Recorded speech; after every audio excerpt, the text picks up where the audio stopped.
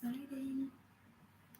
And we're live. And hello, everybody. If anyone's joined in, there's 2 people so far, but more will join in. So we're doing live perm with Lena from Hi. Germany. Yeah. Ooh, this one's a bit. I'll have to pump you up a little bit. Let's just do it that way. That way they can see you better. That's better. Cool. Yeah. So it's just wait a couple minutes for people to join in. We're having a tea. If you guys have any questions or anything, but you're from what part of Germany? From the south of Germany. Bavaria. Freiburg. No. From Freiburg. Okay. Baden-Württemberg. Oh, cool.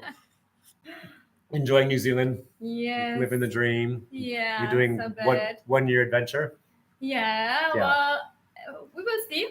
Oh, cool. If I can earn enough money, then it will be 1 year. If not, it will be less. Oh, that's okay. Yep. But take little odd jobs everywhere, Yeah, here and there, right. or whatever. You know, But you're having a good job today, getting a perm. that's it. That's a good job. It is. Sounds like It's the a best lovely job you've had in the country. Cool. Yeah. So perm we're going to do is going to be basically the one on the wall over there. Hers. All the way over there, you can see her.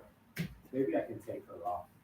Nah, it's delicate. But it's going to be, so we're going to be, all that's going to go up to about there. We're going to do a fringe or pony, as you call it, and then we're going to perm it. It's going to shrink up a little more. It's going to sit perfectly. And then you'll be able to do the half up, half down, and have it all sit curly in the back. Little pony. I think it's going to be amazing. And good travel adventure for you. Yay! Cool. Oh, yeah, we didn't start this one. We should have started this one. Because we're going to do 2 cameras. Yeah, we'll get it rolling as well. Cool. So we got Lena from Germany. And we're going to do a perm. And we're going to cut it to about somewhere in there. And then we're perm. It's going to shrink a bit. And we are going to do a fringe or pony. It'll shrink a bit as well. But yeah, total like 80s perm. But exciting. Cool. So we'll get started. Let me grab a towel.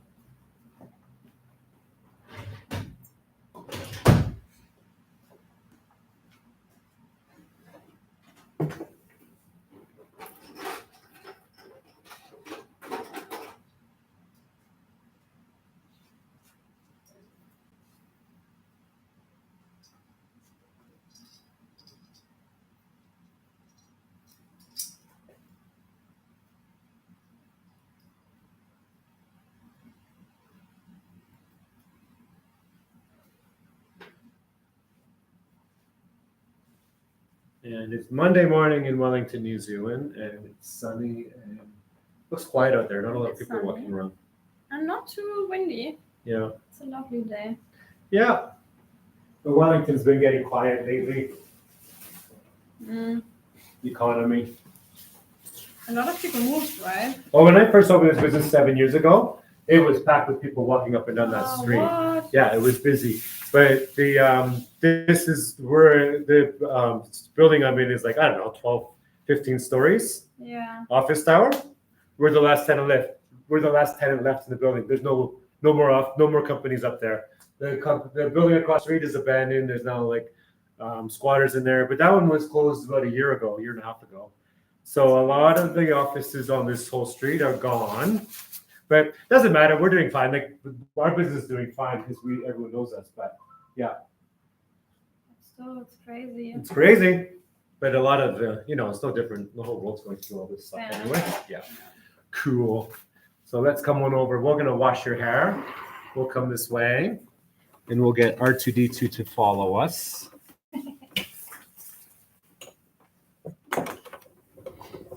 And you can go ahead. Turn that one off while we go.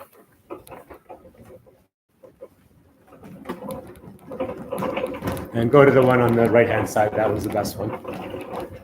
Right-hand side, yeah. Cool. This direction. Yeah, that direction. That's good. And that looks good. Everyone can see.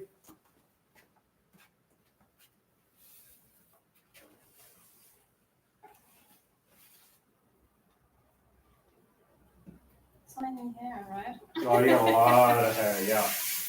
But it'll feel amazing. Yeah. Big change is fun. Yay!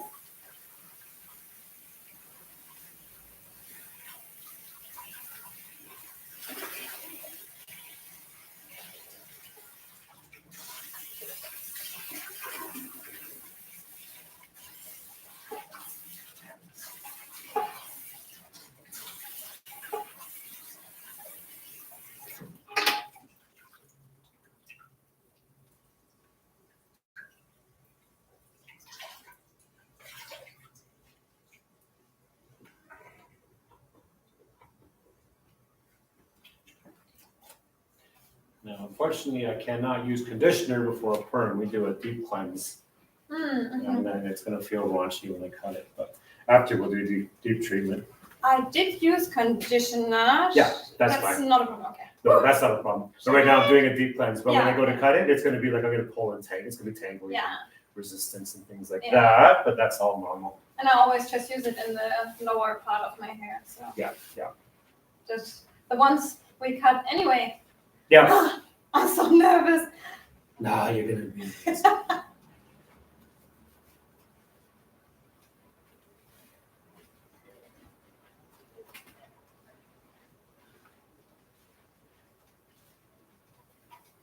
And we are using the perm called from Wella, which is German as well. It is. So you know it's going to be amazing when it's from Germany.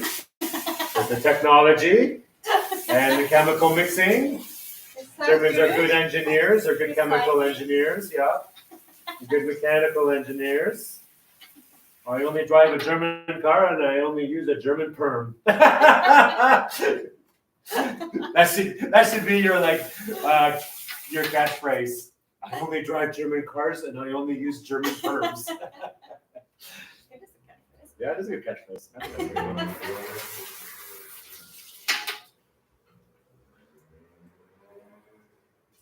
There are not a lot of German cars here around, right? Yeah. Mechanic? Now, you know what the cool thing about New Zealand? I think it's the only country in the Western world. I mean, like third world countries have less rules, but New Zealand's the only country in the Western world, or pretty much the world, where you can import anything you want for cars. Oh yeah, okay. You know, the countries have rules Yeah. about what you can import. New Zealand, there's no rule. You can import anything you want. But you know why? Because we don't make cars. Oh yeah, okay. So we're not trying to protect our auto industry. Yeah. Like USA has an auto industry, or Germany has an auto industry. Yeah. So they just can't all willy-nilly. But like I could go to any country and load containers up with cars and bring them in here. There's no rules to that. Yeah. Could Okay. be left-hand drive, could be left-hand drive, right-hand drive. Yeah. You know, you can do whatever you want. That's funny. Yeah. But the countries with an industry have protections, but New Zealand doesn't have those protections. Yeah. So when you look at the cars in the street, I was watching a YouTube video on it.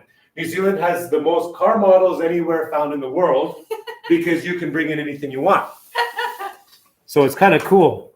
But is it confusing to be in a left-hand car if you have in a right-hand car? You get used to it.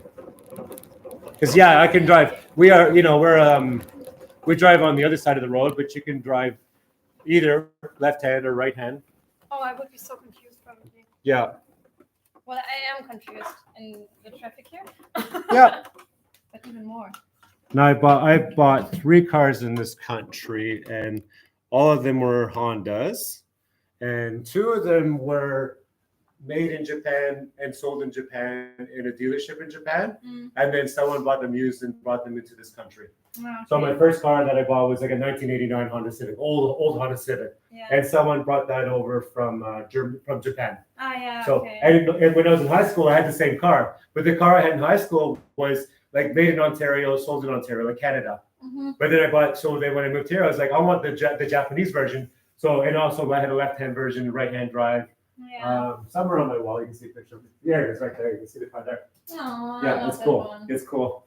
So, yes, I have. And then the second car I bought in this country was a Honda Jazz that was made in Japan, but imported to New Zealand and sold in a Honda dealership in New Zealand.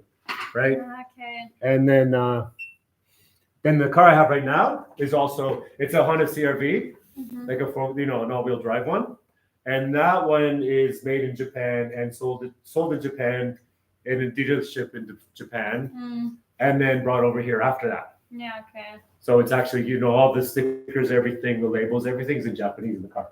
Okay. Yeah. So, but in the United States, I couldn't bring in a car bought in Japan. Like I couldn't buy a Japanese car, buy it in Japan, bring it into California. Yeah. No way. And it's right-hand drive. Like you can't do that. Pretty much, no, it's impossible. Yeah, no. But here you can. Yeah, you can. I can go to California and buy anything, classic car, you name it, bring it over here, no problem. One of the guys said that. I think it was from like South Carolina. He moved to Wellington. Was cutting his hair years ago. He said he brought over Like it was a classic 60s muscle car, American car. And he brought it over to New Zealand. And the first day he got it, it's not registered. You have to take it to register so you can drive it and stuff. But the first day he got it, it was a Sunday. It wasn't registered yet, but he thought, boy, I'm gonna take this for a drive because he wanted to. And he was driving it around Wellington, around all the bays, everything, a nice Sunday drive.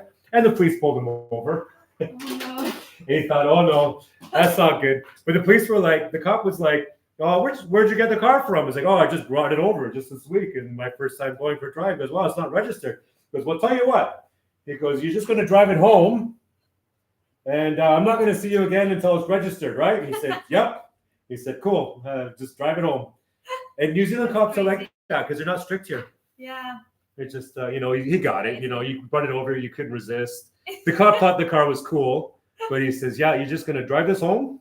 Yeah. I'm not going to see you again today. But next time I see you, it will be registered. He says, yep, I promise. Because we'll have a nice drive home. That is nice. But New Zealand cops are very cool for stuff like that. Yeah. I've had run-ins with them, and they've always been amazing with me. Yeah.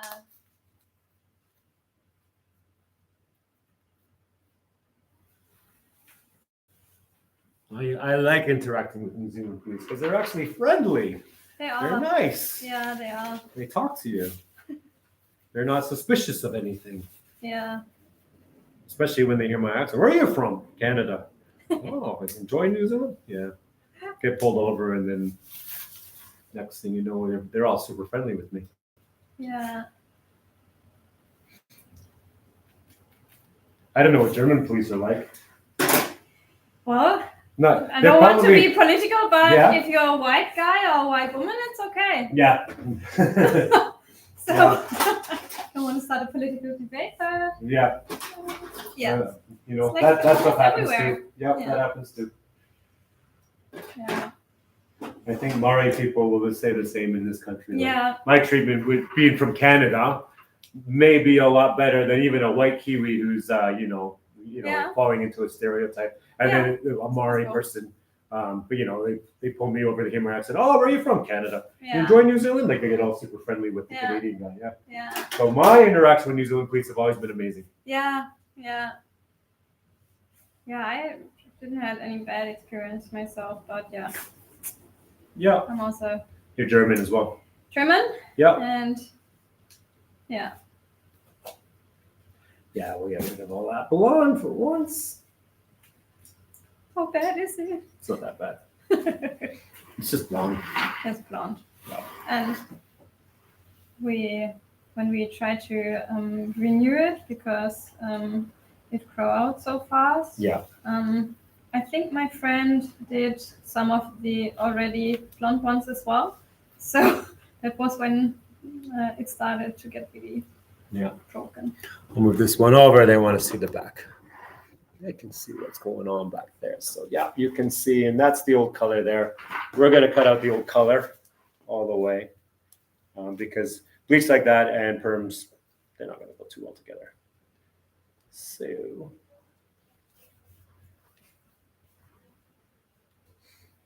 off we go. I didn't say goodbye. You don't have to. You're more than ready.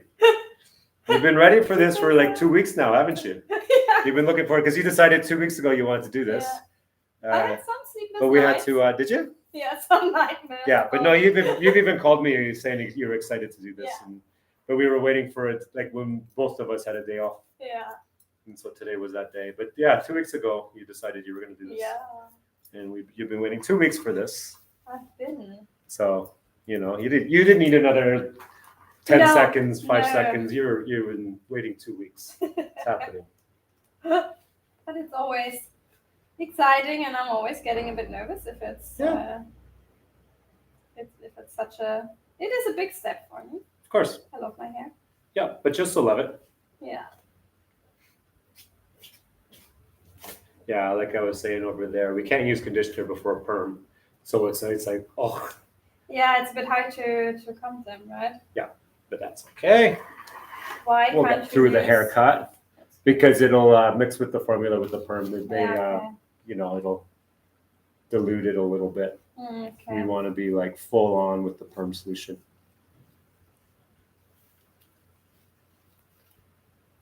So I did a deep cleanse, and that's it, with no conditioner, just to get all the impurities out of the hair. Last time I cut my hair from very long to very short. Yeah. I donated them. Oh yeah. But this time I know it's better with blonde. Yeah. That would have been nice. Can you do that? Do you do that? Is that normal here? Yeah, I do lots of that in New Zealand. Okay. Yeah.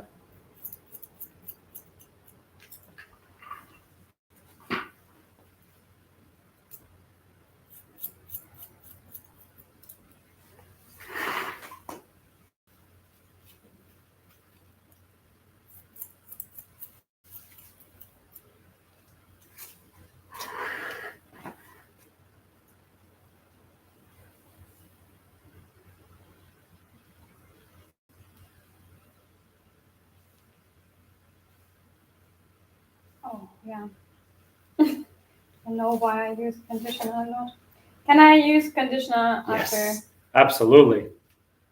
Shampoo, conditioner, and then don't even want to comb it or brush it. You just want to shake it and go. Yeah. So it's perfect length and perfect thing, perm. Everything will be perfect for your travels. That's the only thing is you don't want to do is you don't want to wash it for the first few days. Okay. So you don't take a shower for the first, or if you take a shower, don't wash your hair. Okay. For the first few days. And then usually what I do is like today's Monday. So like, even like Wednesday or Thursday, you can come back here and we'll do a free treatment for you. Oh. Yeah. So, but you work Thursday, right? Yes, I do. But maybe you can come before work or something. Oh, well, I start at 7:30 in the morning. I open the store, yes. And what time you finish? On at 4, so that should be. Oh, so we'll just have you come after work. Okay. Sweet. On like Thursday.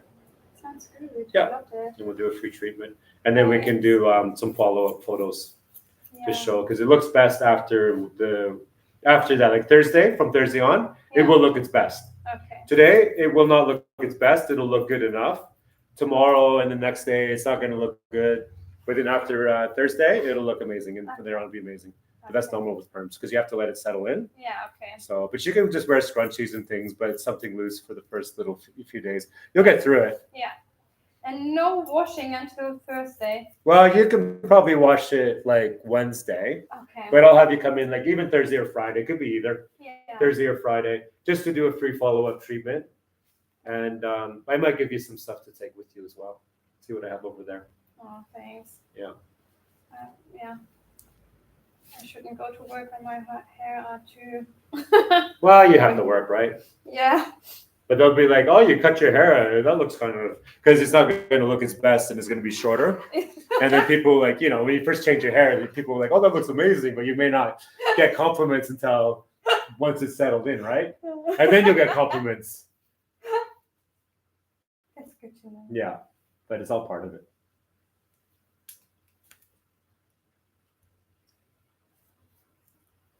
But you just explain to people, I got a perm, but it hasn't settled in yet. I cut it in perm. It needs a few days to settle in. I'm not allowed to wash them. Yeah. Well, say when you get a tattoo, it's always covered for the first week. Yeah, it is. And then you can't show, new tattoo. You're like, oh. But then after a week, oh, you like my tattoo? Like, yeah, that looks amazing. But it doesn't look good the first few days. Yeah, no, it doesn't. Yeah. That's right, but that's not that bad because, as you said, you can cover it. Can't cover my hair working in retail. Yeah, that's true. Where you working in retail at the moment in Wellington? Yeah. Oh, that's good for you. Yeah. Yeah. It's good that you're working too, because jobs are hard right now. Yeah, it's really hard. It wasn't easy to find a job. Yeah. But I'm very, very happy about it. Yeah, for sure.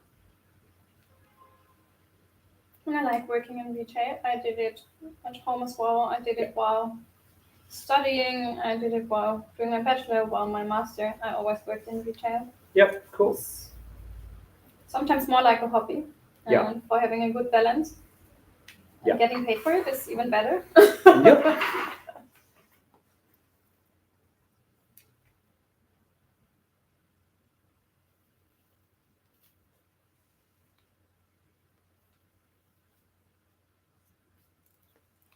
A couple of comments. No time to look. We'll have a break later.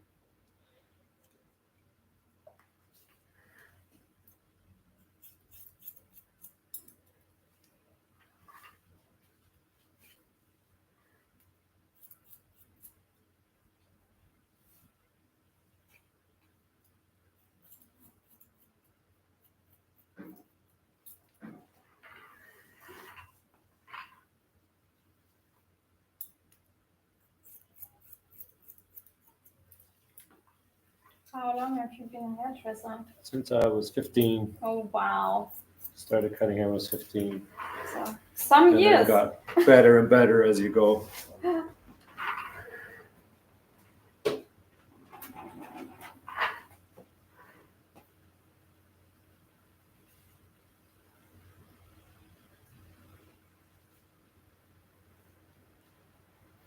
I'll move that one over a little bit towards the front again. Cool. Out there.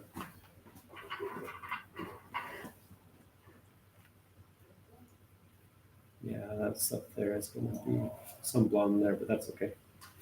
I might do like it goes slightly shorter towards the front. Just a wee bit.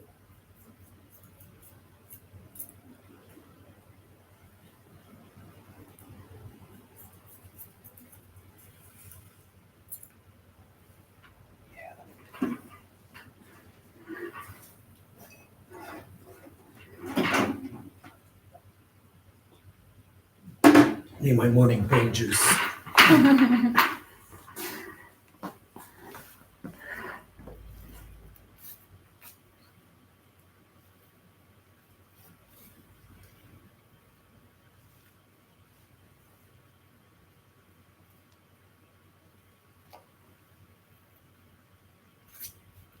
And for how long do they last? Oh, it's permanent.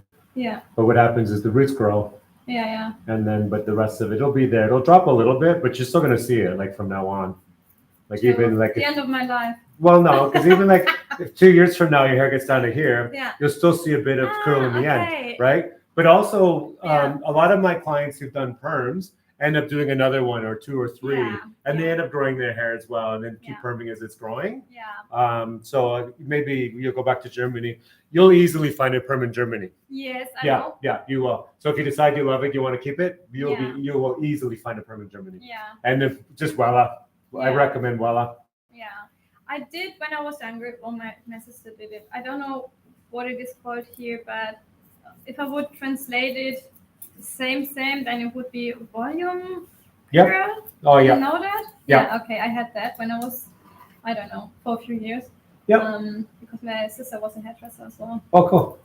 And I really loved that, but it wasn't too curly. It was just adds a bit more wavy. And Yep. if you saw my, if you know my hair now, Yep. yeah, kind of wavy itself. So cool. yeah, I really liked that.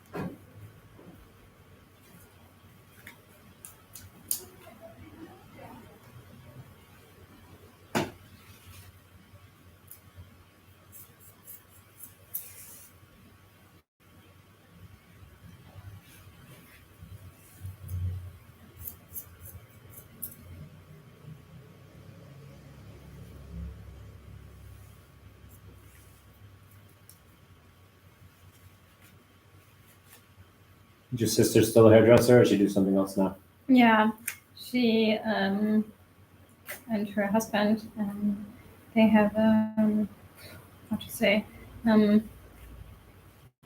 how do you call these oils if it's like peppermint or lavender or essential oils. Yeah. Oh, so she does that now. Yeah, They they make have those. they make Cool. those on their own and sell them and mix them And yeah, they really enjoy it. It's really nice because for them it's really important what it's in there. And yeah, for me it's nice as well because it's nice to have them. It's nice to use them. Yeah. But yeah, she did it. She was a hairdresser for many years, and Cool. she decided to not do it Yep. anymore. Some people are a lifer, but a lot of people don't do it for their life. They do it for a Yeah. few years and have fun and then Yeah. do something else. It's hard for your back and Yeah. working with the chemicals and stuff. Yeah. Pretty common. Mm. Do you have back problems? No. No. I mean, I do, but you know what? I can think of worse things. Like in Yeah. my life, I've done, like, especially earlier in my life, like from high school, I was loading trucks. And then the company I worked for loading trucks, they're like, do you think you could weld? And then they got me to do some welding and then some other things. So that stuff hurts. Now, I wouldn't want to spend my whole life doing that kind of stuff. Yeah. But when you're young, that's good money. Yeah. Now, my view when I was young was because, like, when you went to, like, in where I went to high school, Toronto, you could have a part-time job, let's say McDonald's, right? And that's like minimum wage. I didn't want that. So what I do is just go to school, and then we had 3 months off for summer. I'd rather make 3 times minimum wage over like 2 months in the summertime, working full time, and then not work in the school year. Yeah. And then at the end of that, you're gonna end up making more money than someone who works, like 20 hours a week for minimum wage. Yeah. I didn't like that. Yeah. So I would do like 40-hour work week for like maybe 8 weeks. Yeah. And then like minimum wage back then was maybe $3.50, or I could work in a factory for like $12, $13 an hour, like for a lot more. Yeah. And then it's keep that money for the year. Yeah. What was minimum wage back then? Like $3.50, $4.50. That's crazy. Yeah. I remember when I turned 18, I think I worked in the theme park, Canada's Wonderland. I think at that time minimum wage was like $3.50. So and then I made $4.50 because I worked in the beer garden. So I got an extra $1. And I didn't work there very long, but it was fun. I loved it. It was fun. Yeah. So I did do different work in my life, but Yeah. But I remember that, like, you worked in the theme park, it was like $3.50 an hour, Yeah. and then they would sell a Coke for $3.50. Yeah. So like you work a whole hour just for a Coke, because Yeah. they would charge so much for way too much for things. Yeah. But they used to give a staff discount because they used to have a kitchen for staff, Yeah. and so you could buy it for really cheap. Yeah. But if I wasn't working, if I was there as a guest, like I can get to the park for free, but I wouldn't get discount on food, like so. I'd have to pay like anyone else for food. But on a day that I am working, I can get the cheap food. Yeah. Okay. But when you're not working, you can get in the park for free, but you have to pay regular price for everything in the park. Jesus. Yeah, but it was fun. Because I'll tell you why. Like my high school had 2,000 kids. 2,000 kids having fun. And then you work in a theme park, 4,500 kids. Yeah. So it's 4,500 kids. So when I look back at my life, I have like my high school friends, and I have my theme park friends. Yeah. Yeah. So it was a lot of fun. But same with you, because you're backpacking. Yeah. You'll have your New Zealand friends. Yes. Because you're gonna have this for your life. Yeah, that's right. You're spending here working, living, doing this stuff. Yeah. But you're gonna have the people you meet here. You're gonna keep contact with for your life. Yeah. So that's same thing. right. Yeah. Yeah. Cool. Yeah, that's right. So pony time. Now I'm even more excited. Are you? Cool. We do a long knob, but it's gonna straighten the curl. Yeah. That's good.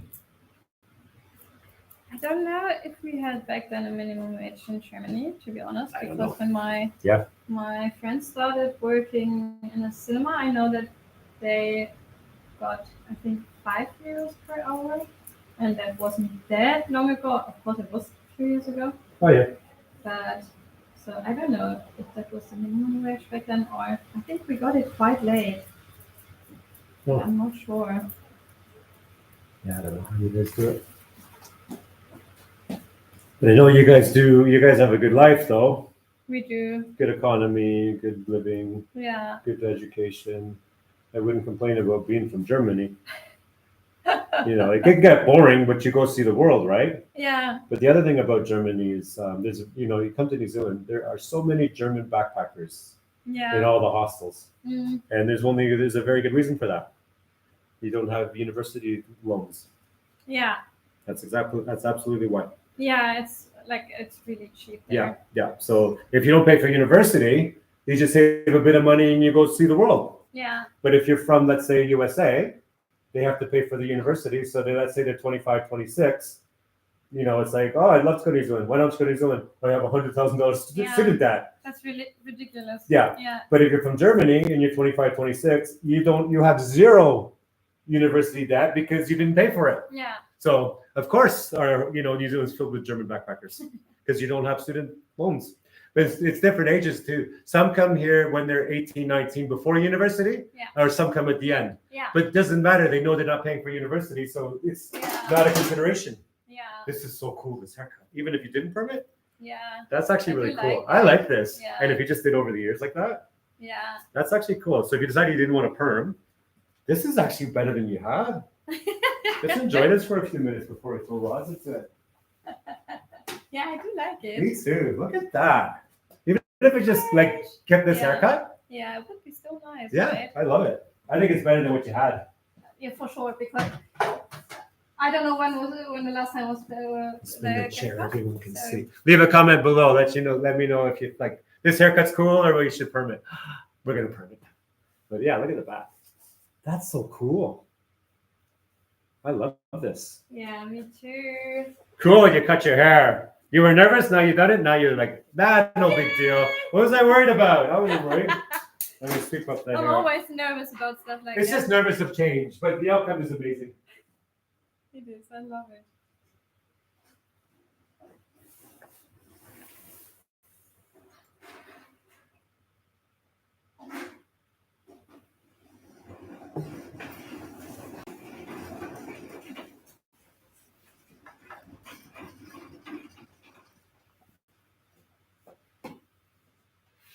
That is a lot.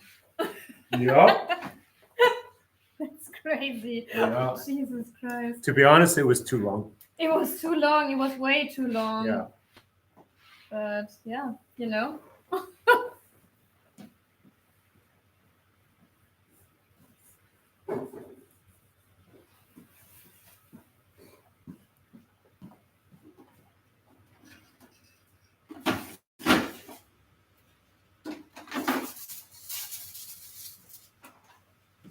We'll play a game. Two sizes. Curly or curlier? Curly or curlier. So we're going to do this. Okay, that's good. And then you're going to pick one. I have to not know as well. And then we can't see the color. Okay, yeah, okay. Okay, pick one. Always left.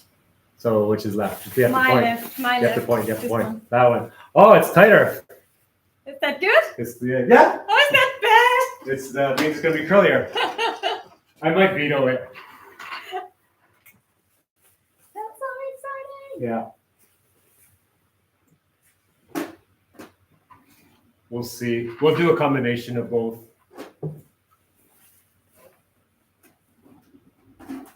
Sounds good. Yeah.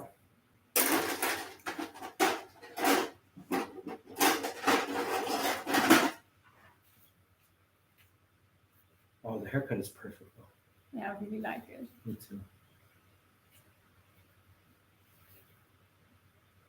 Yeah, they were so long. It was crazy. Yeah. Oh, I gotta find the papers as well.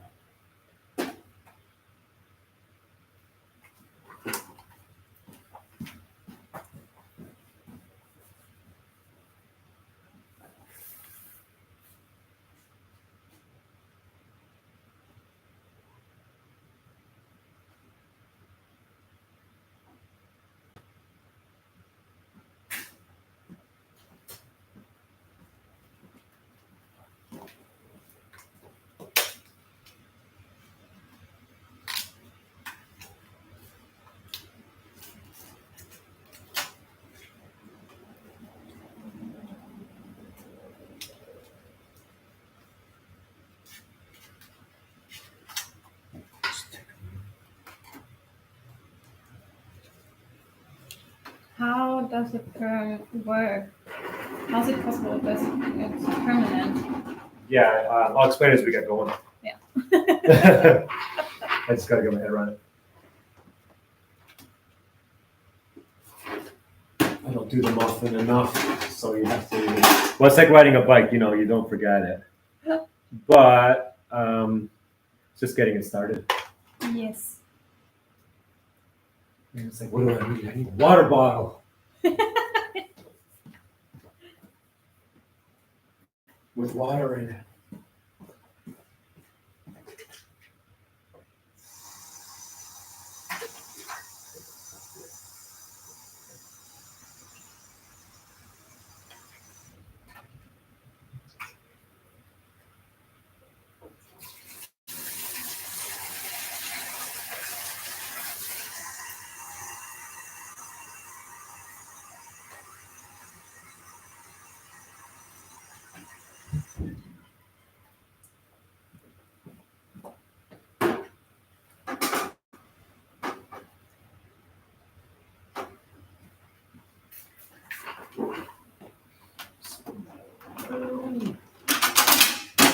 There.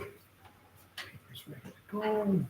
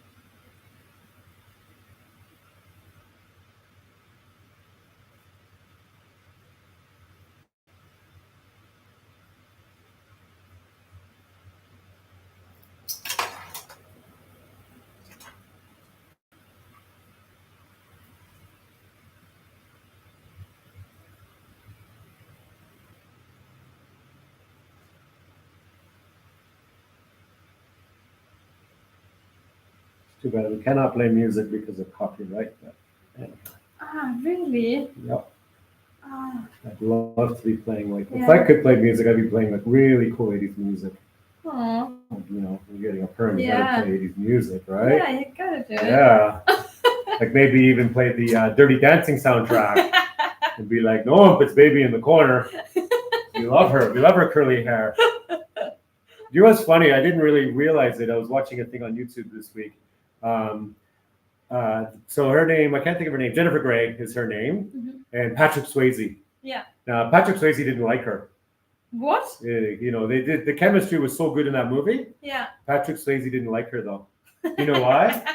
Why? Because they already did a movie already called Red Dawn. Yeah. And they already acted together, and he didn't like her attitude and things on set. Oh, really? And also, in a lot of the movie Dirty Dancing, a lot of stuff that was, you know, the director had a habit of just letting the camera roll, even when they weren't acting. Oh, yeah. So she laughs a lot Yeah. in the movie. Yeah. That's because that's what Jennifer Grey's like in real life. She's always laughing.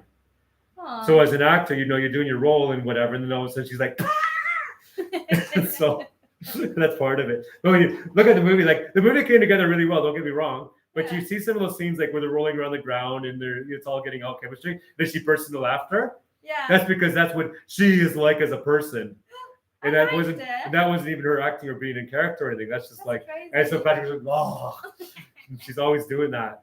But you know what? The movie came together well. Sometimes differences are good, especially, you know, you're you know, for chemistry and things like that. But yeah. They did a good job. Yeah. No, it wasn't supposed to be her. It was supposed to be somebody else. It ended up being her. Ah, really? And Patrick Swayze had already worked with her, and he didn't want her. I'm like, that's awesome. That makes it even better. It does. Take that, Patrick Swayze. Well, I like that. Me too. She's a person who's laughing a lot. Yeah. So yeah, there was no real chemistry between the two of them off camera, but they worked on camera. Yeah. It's even harder. Yeah. If you don't like someone. Yeah. But also, I'd say Patrick Swayze was a next generation actor. Yeah. She had a few roles, you know, a few gigs, but nothing major. Hmm. I have to change that one. Okay, I see what I did. That was going to come out.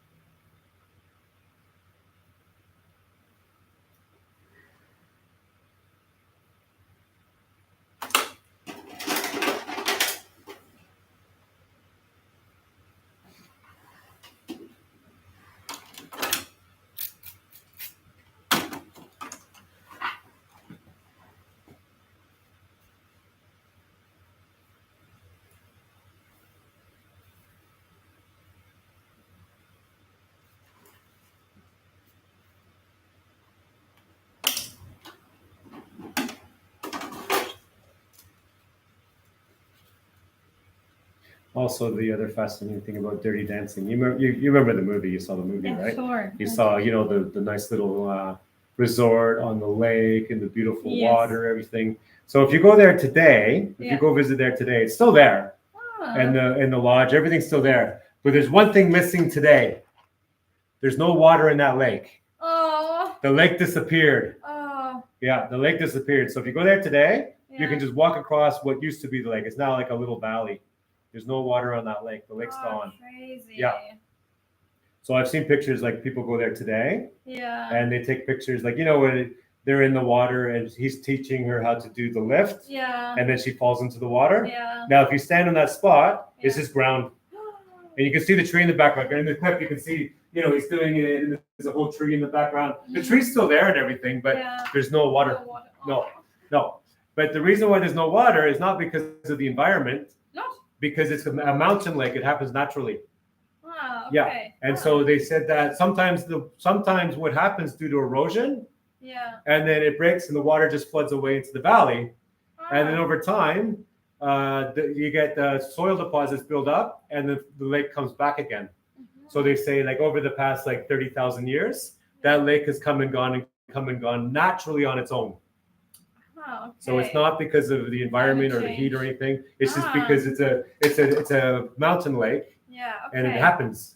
Okay. Well, that's good. But the owner of the lodge, they're trying to speed up the process to get the lake back. So they've got construction equipment in there trying to build the bank up to speed it up. Because they said that when it drains, it can take 300 to 500 years for the lake to come back again. Yeah. So they're trying to speed it up because, they're losing money because they don't have water. Yeah. So I thought that was really funny. Okay, I changed my mind. Okay. It's always hard to get it started with the short hair in the back, but that's what I'll get it going. Yeah, they are quite short. Yeah, but the rest of it's still long. It's just the first three are going to be the worst. But once I get it going. If you need a hand, if you want me to hold anything. Nah.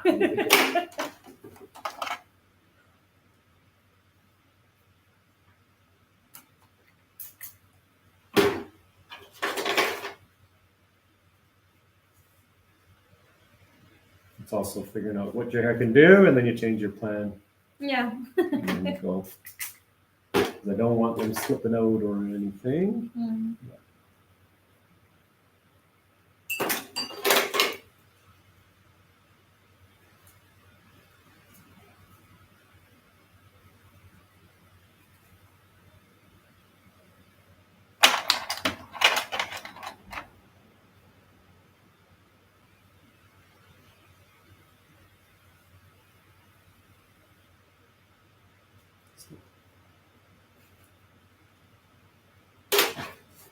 That's okay. I've got lots of papers.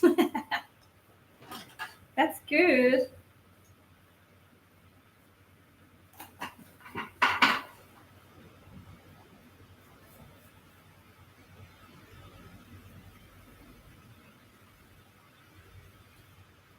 It's not so common anymore to do perms, right? It was more common. I get one every 2 months. Yeah, okay.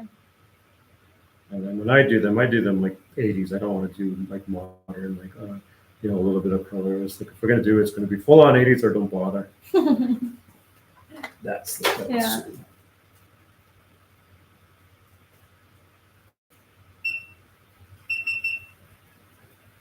Battery light. Oh. That's okay. It's all boring part anyway. That camera will become a time-lapse camera when I do the proper editings. Oh, yeah.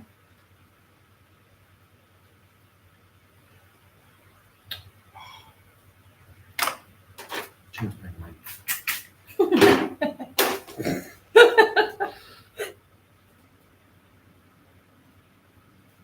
No, I'm determined to get a yellow one in there. Red ones are easier to get in there, but I'm determined to get a yellow one in there. I got one on the other side. I'll get one this side. The yellow ones are the tighter ones. They're a little bit tighter, but I want it tighter at your hairline and then looser at the top. Got that one. Ooh, that's good. Worth the suffering. Yay! Cool. So I'll plug that thing back in. I'll grab more tea. And then we'll fall into my roll, get into my zone.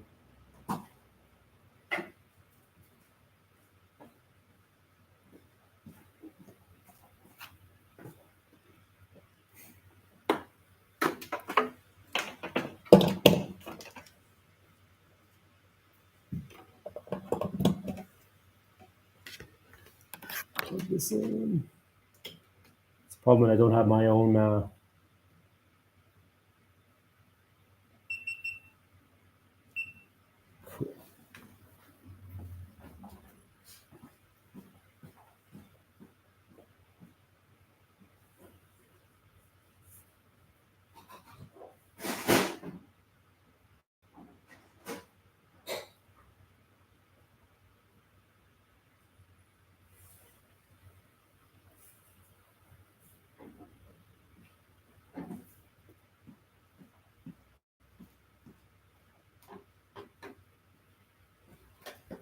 Cool.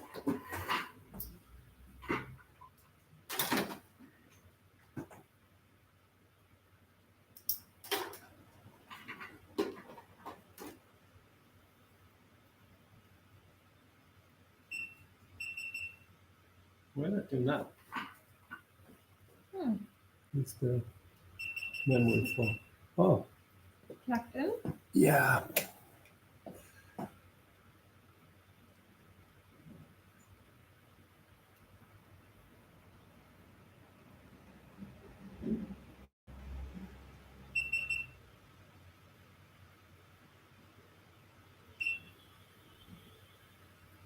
There we go. That'll go. How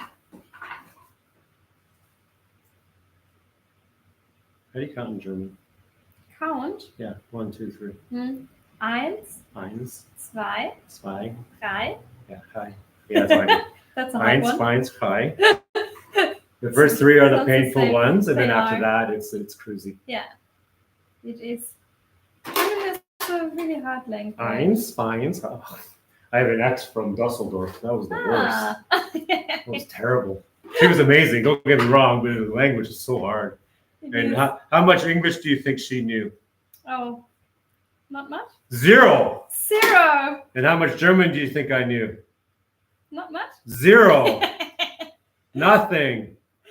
Now, why would we ever get together? Yeah, how did you communicate? Don't ask me, ask her.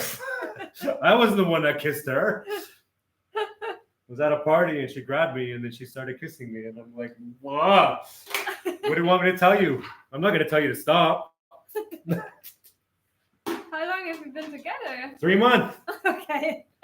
Like it got better? No, I was just like talking and smiling and like talking with my hands and she just laughs.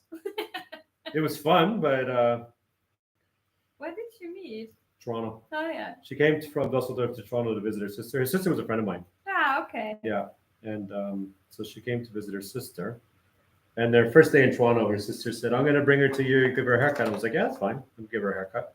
And so they picked her up at the airport. They dropped her off at my studio so I can give her a haircut. But they left her with me because they had to go do stuff. Yeah. And she doesn't know any English. Oh. And I don't know any German. I'm like, okay. So then I'm like, what do you tell her about? So, I just was like, cut her hair. She was like, long hair like that. Just cut it to there. Yeah. But then the whole time I'm trying to entertain her. Then I'm thinking, oh, they'll be back any minute. They didn't come back for 2 hours. So this German girl in my studio with no English. So I'm like, oh my God. So after 2 hours, they finally come and get her. I'm like, oh, just take her away. Oh my God. And then they're like, okay, we're having a party for my sister on Friday to welcome her to Toronto. Do you want to come? I'm like, yeah, whatever. So I go to this party on Friday and, hang out with your friends and drink. Next thing you know, she grabs me. She's starting to make out with me. Okay. I'm like, I'm not going to stop her. But yeah, and then next thing you know, a couple of days go by, we're still kissing. Kissing for So days. that's my experience with a German. But she wasn't really German because they're Turkish. Dusseldorf, everyone's Turkish. So she's like, Turkish, but moved to Germany. Yeah. And her sister's same, like they're both from Turkey. Yeah. So her sister moved to Toronto, and then the other sister moved to Dusseldorf. Oh, yeah. And so, you go to Dusseldorf, it's like half the city's Turkish. But she was perfect German and perfect Turkish and no English. Yeah. And so, to be honest, it's easier to learn German over Turkish. Is it? Yeah. Yeah. No, what? Turkish what? is even harder. Ah, no. Because she now spoke I Turkish get as it. well, right? Yeah, She now I spoke get Turkish and German. Yeah, yeah. And, I And it's spoke easier English. to learn. So for me to talk to her, Yeah. Like I wasn't even gonna bother with Turkish. That's harder. Yeah. Now I get it. Yeah. And also I think German's more useful anyway. So I can do like, oh, das ist gut Hochschnitt or stuff like that. Because what I learned from being with her, I can just, use it with you or anybody else in my life. Turkish, I got one Turkish friend in Wellington. Oh. But there's not many. I love Turkish people. They're freaking mess with your head kind of sense of humors. I love Germans too. I love all the cultures. But yeah, that was my story of learning how I learned to speak German. For 3 months. 3 months. It was funny. It was entertaining. Yeah, I get it. Can you imagine? Yeah. But I also can imagine that it's hard if no one speaks the language. Yeah. Now I have I told you earlier off camera, my old flatmate, Daisy from Bavaria. She's German born. And then her another one too, my old flatmate Melissa. Her mother is Austrian, but her mother moved to Canada, and so Melissa was born in Canada. So she wasn't Austrian born, but her mother was from Austria. And I remember when I moved in with Melissa. Yeah. She said her mother's like very Austrian, very loud. She'll have. I was about to ask what is very Austrian. But she'll have like glass of wine in one hand, cigarette in the other, and I heard about you. You're the hairdresser. Like she's very loud, but very social, very talky. Yeah. Anyhow, so Melissa says to me, I moved in. I was living with her for about a month already, and she says to me, "Oh, my mom's coming over on Sunday for dinner. She wants to meet you, and because she keeps hearing about you, the hairdresser." So I'm like, "That's fine, whatever. Your mom come for dinner." And then Melissa says, "There's only one rule: don't bring up Arnold Schwarzenegger." I'm like, "What?" Like I would bring up Arnold Schwarzenegger. So anyhow, her mom comes over, and it's Sunday. You're on 3 or 4 in the afternoon, so you can be social before dinner. So Melissa's getting everything ready. Her mother's like one of those, like everything has to be perfect, otherwise she's gonna say crap.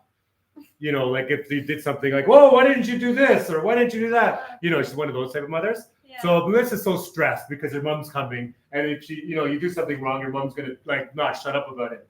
So she's having one of those stressful afternoons. So her mom comes, and then of course Melissa's in the kitchen, doesn't want to talk to anybody.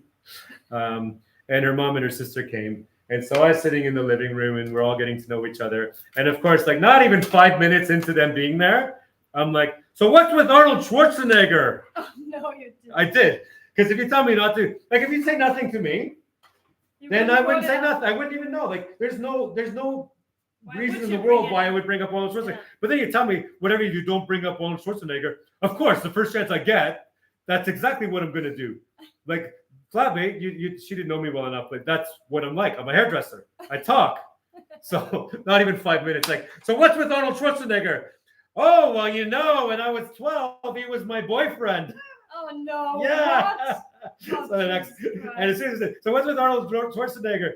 Melissa in the kitchen, she looks at her head. She's, "I hate you. I hate you." She's like, "Damn." Like she's just cursing me. She's like angry at me because I brought it up, when she told me not to. But if she didn't want me to bring it up, you just don't say nothing, right? Yeah. Her mom's like, "Oh, Arnie and I, yeah, we were boyfriend and girlfriend. He still sends me a Christmas card," she says.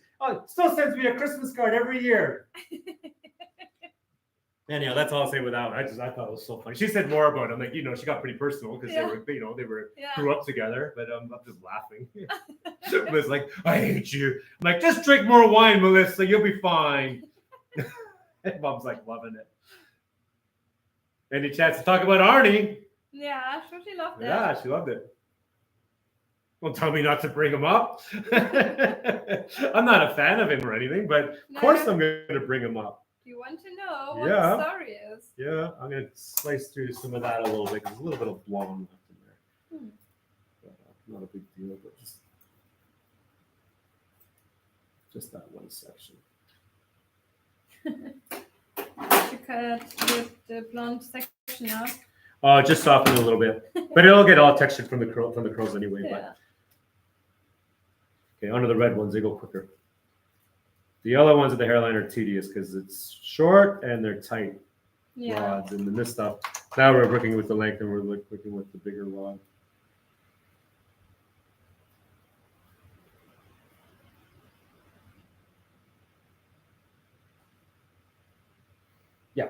Cruising now. I might do 2 red, 1 yellow, 2 red, 1 yellow, 2 red, 1 yellow. Why not? Sounds like a plan. Yeah. Because you chose yellow, but I don't want to do the whole thing yellow because it'll be too tight. But we want some tightness in there. Yeah. Some variation. When did you start the channel? During the pandemic. Oh, okay. Because New Zealand was the only country in the world where you can go to a hair salon and not have a mask on. Oh, During what? the pandemic. Yeah, we didn't have masks during the pandemic during the hair salon because we didn't have any cases in the country. Because the first year and a half when the whole world was in big trouble, we closed our border and we didn't have any cases. So we could go to the bar, we can go to restaurants, we can get your hair done. No rules. Yep. Yeah. So that was the time to start the channel because all the other hairdressers were either at home or if they were able to work, they were wearing masks and the customer in the chair were wearing masks. So if they were making YouTube videos, it looked I saw it. It looked, crazy because who wants to watch a haircut with a mask on? So I had the idea, boy, I can corner this market because I'm the only one running a business with no mask. And so as soon as I started putting videos out, we got monetized right away because it was people are at home watching YouTube more than ever because they're stuck at home. Yeah. And I'm releasing videos in a hair salon with no masks on. And it reminds them of life before the pandemic. And I decided to do the retro haircut theme because it reminds people of a simpler time. Yeah. So that was the whole point. And also during the pandemic, people wanted to do crazy things like mullets or like silly haircuts. Like retro was becoming kind of popular anyway. So it was like, this made sense. Retro haircuts, make a wardrobe change, remind them of a simpler time. And anyone wants a mullet? Hell yeah. Because coming out of the lockdowns, especially like around New Zealand, a lot of girls were cutting their hair off into like mullets or bobs or things like that. But mullets were big. Bobs were popular too. Or perm, let's cut it in permanent, Yeah. So, but then what I thought, I never thought it would last this long. I thought it'd be done by now.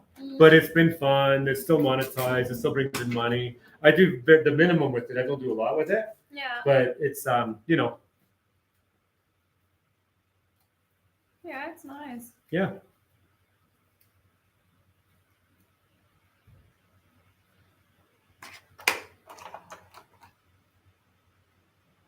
If it wasn't fun, I wouldn't be doing it. On a Monday, on your day off. Yeah. But I only work 3 days a week anyway. So Yeah.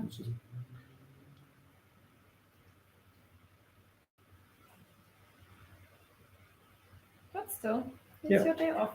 So I'm very thankful. Yeah, I got to keep my eye on the time. Oh, yeah. 10:45. I got to move the car to 11.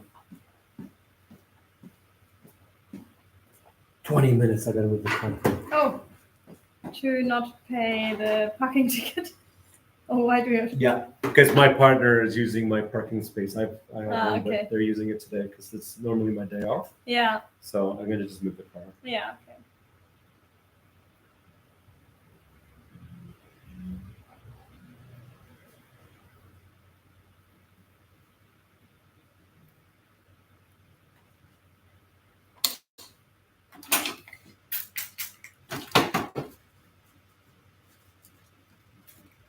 Yeah, it's not too easy to find a parking slot for free here in the CBD. No, it's impossible. Yeah. It was easier 10 years ago. Yeah. But that's what happened. They run out of money and they try to squeeze money out of the people. That's everywhere in the world. That's not just here. Yeah. Especially over since 2020. But Wellington right now, I think the whole city's going bankrupt. But that's no different than lots of places in the world. No, that's true. Yeah. But still, at the moment, it's like hard for everyone to find a job, even for Kiwis. Yep. So that's really crazy. Yep. So I'll keep doing the channel. They can get a haircut while they're looking for a job. Get new hair. That's right. Yeah.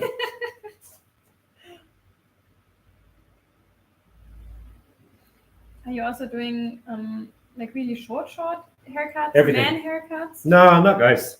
Sometimes, but it's more girls because most of my clients are female. Yeah. Like I'm not a barber. Now I thought about it. Like, why don't you do guys? It's not because of any reason, but other than there are barbers out there that do like focus on men. Yeah. And I watch their channels and I'm like, well, these guys are really, really good at this. Yeah. Now, for me to do it would come across as not a focus because they're focused on it. They're dedicated their lives to that kind of hair. Yeah. So I just wanted to do what what I focus on, right? Yeah.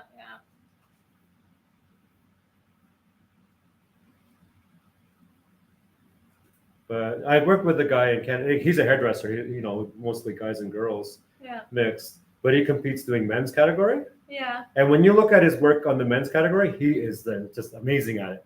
But then why would he do female models when he's focused on the males? Yeah. Right? Because it becomes your focus. Same here. Why would I do the male when my focus is pretty much since I was 15 years old? Most people in my chair have been female. Yeah.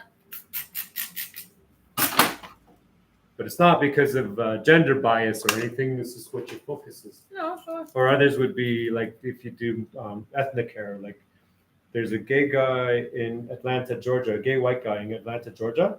His focus is on Black woman hair. And he's one of the best in the world at it. Yeah. So that's just his focus, right? Yeah. I can't remember his name, but he wins all kinds of competitions and awards. Oh yeah. But he's like a white gay Southern boy. And he's like the best in the world at doing Black women's hair. One of the best. Yeah. I wouldn't say the best, but he's, Black women from all over the South are dying to get an appointment with that guy. Yeah. And but his culture has nothing to do with growing up around that. It just became an obsession and a focus, and he became really good at it. Yeah. So I think that's super cool as well. Like I'm not a girl, so I didn't have girl hair in my life. I didn't look in mirrors and pick curling irons in my hair, but it became something I was focused on. Yeah. Yeah, sometimes that's just what happens. Yep. And then you practice a lot. Yep. And focus. Becomes your focus. Yeah. Also, I find it always, since my whole life, easier to talk to girls over guys. Like in school, you name it. Yeah. I didn't have a lot of guy friends growing up. It was more good, like friends that were girls that were growing up, or if there was a guy friend growing up, like in high school or whatnot. A lot of times they were like friends with me because I knew all the girls.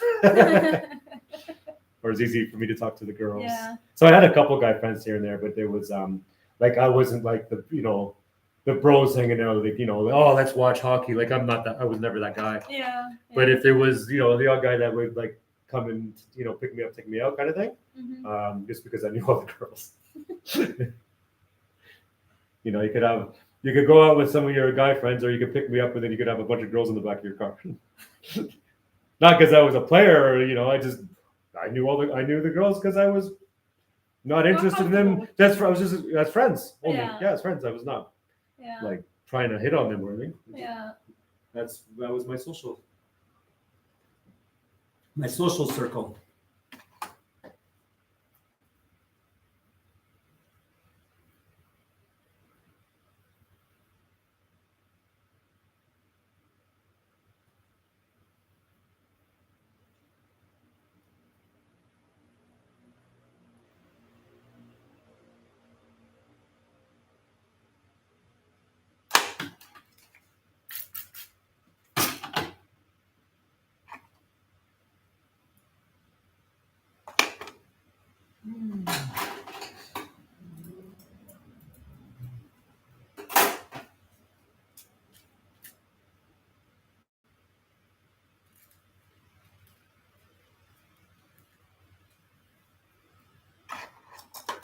See what your sister says. She's like, oh, you really permed it. You cut it and you permed it. Yeah. I was like, should I do it or not?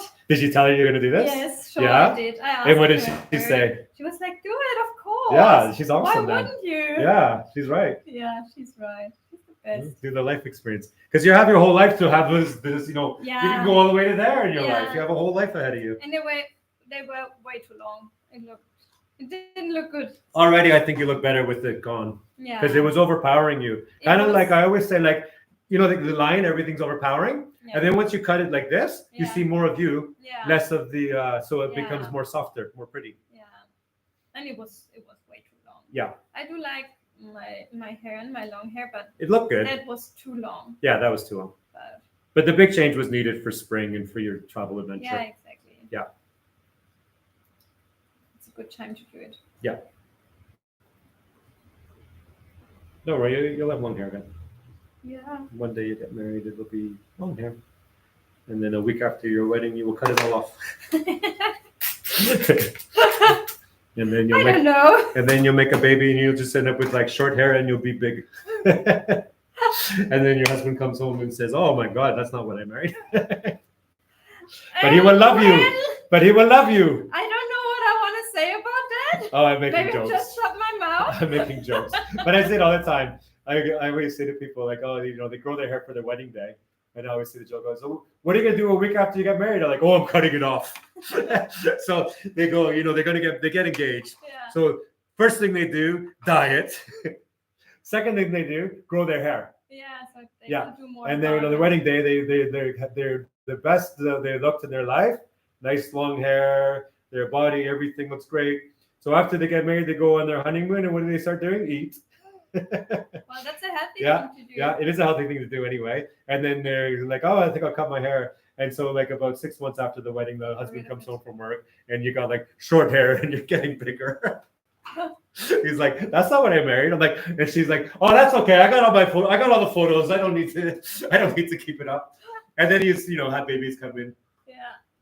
I'm not the marriage kind of. Yeah. Anyhow, all this is jokes, by the way. Don't be insulted. It's all jokes. But, you know, if I was a woman, that's exactly what I would do.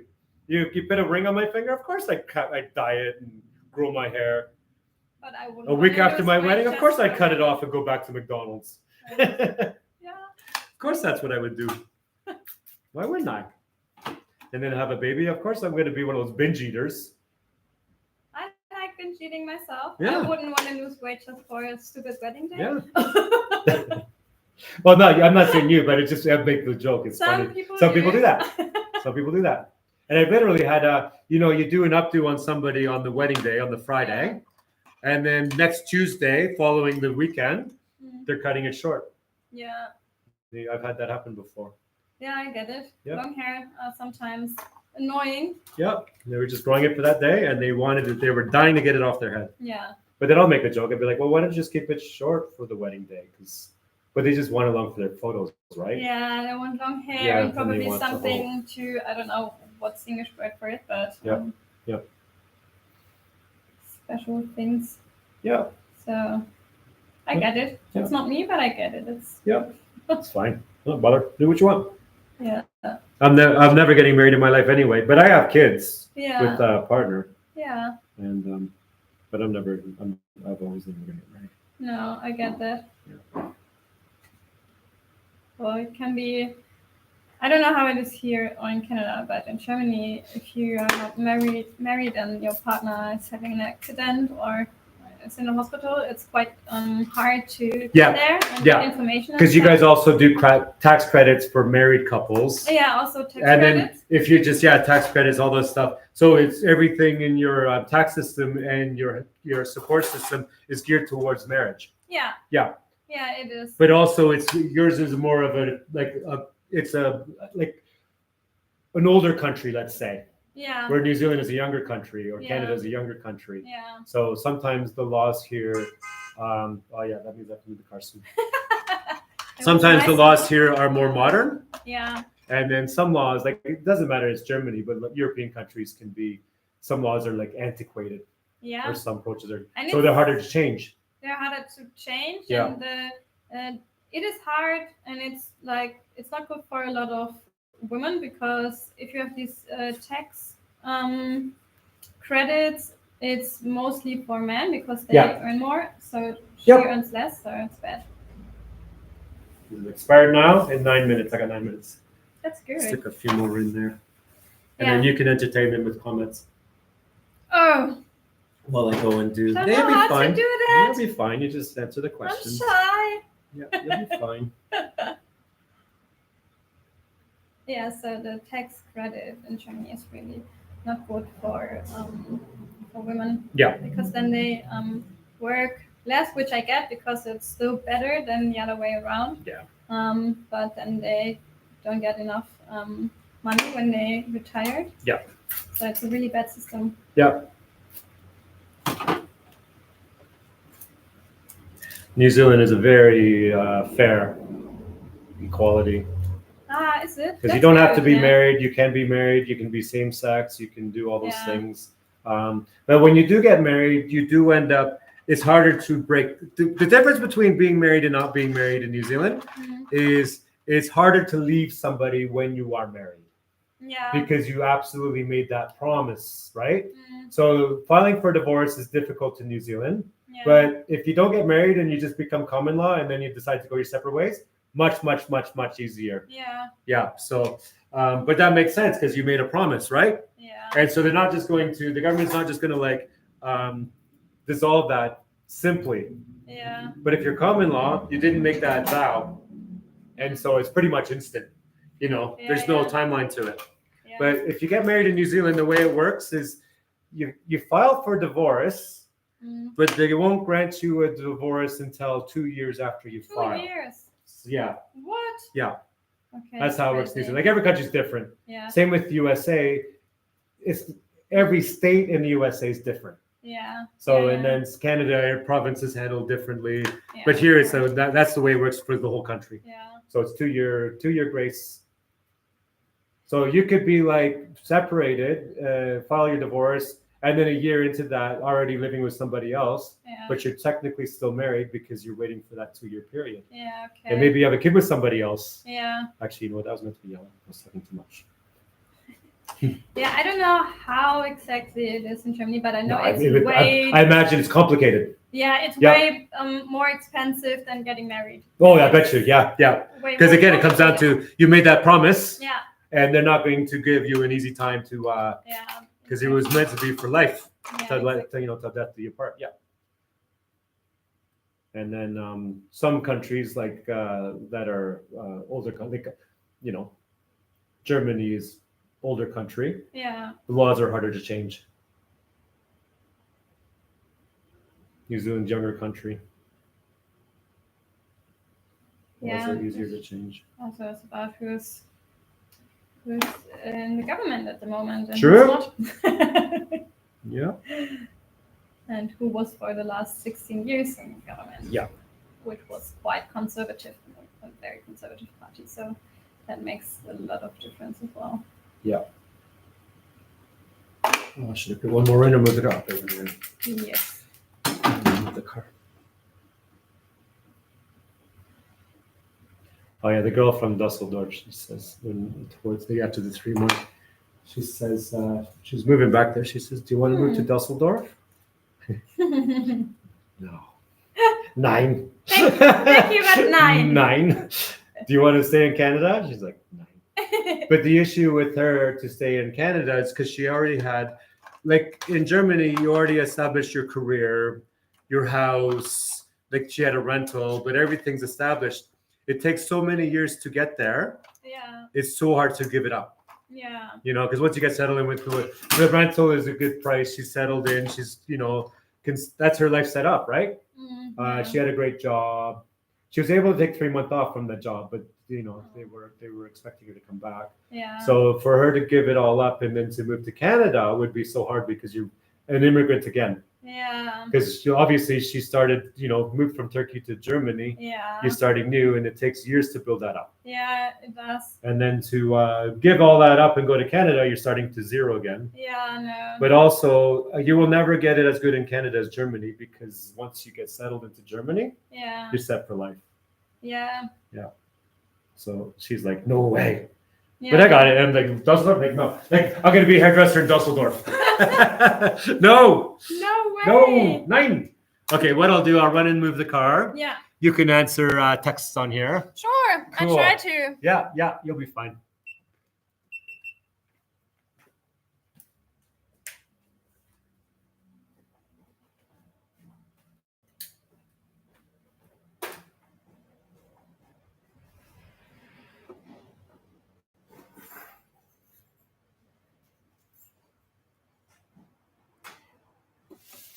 Okay. Diving into it.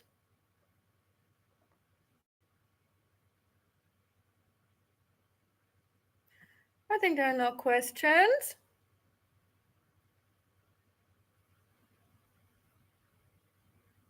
Yes, I love to come back off trips as well.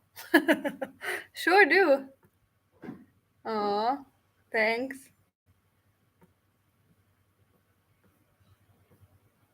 I love it as well. I'm still a bit nervous.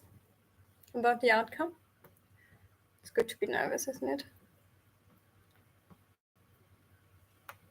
Hi from France. Hi, Beck. Well, I think that's all for now. No questions. If you have any questions.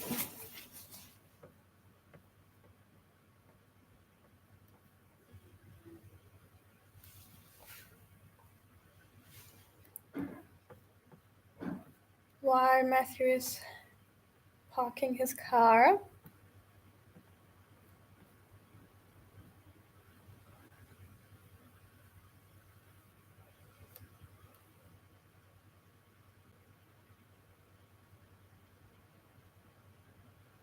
I'm not sure if I understand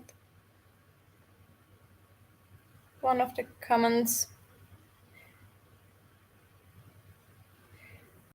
Maybe, if you're still here, maybe you can explain what you meant by please, maestro, more choice for cape. What do you mean? Maybe Matthew gets it.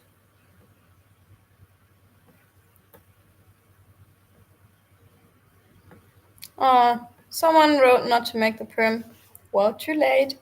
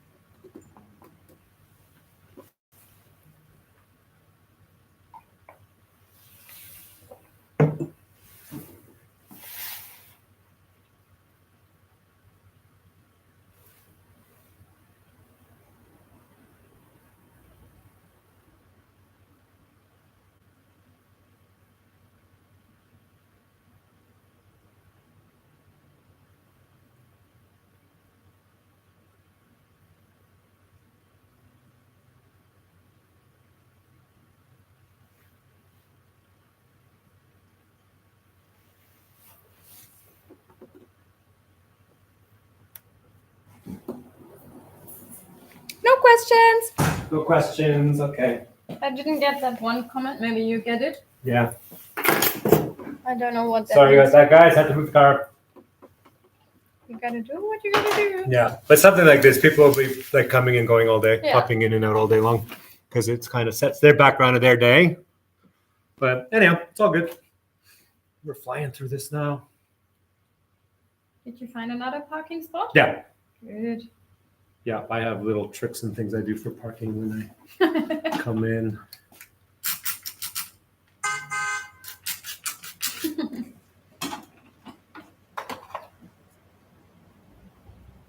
Is that your normal signal? It's a No, that's coincidence. That's just council parking. Yeah, okay. That one was council parking. It's just the app. Yeah. Not me. Okay.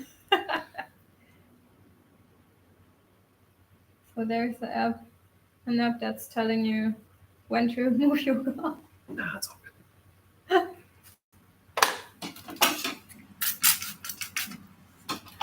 Yeah, this one back on.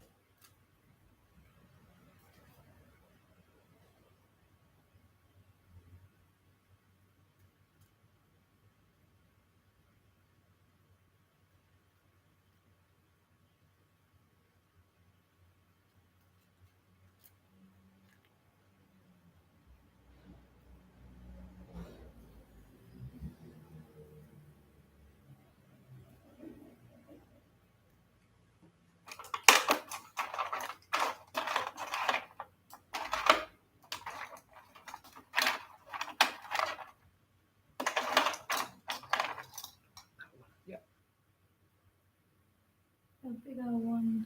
With the red one, there's actually a variation of sizes in there too. Oh, okay. Some of them are. Does this come with it from 2 different companies? Um. And then this will drop out. Yep. Yes.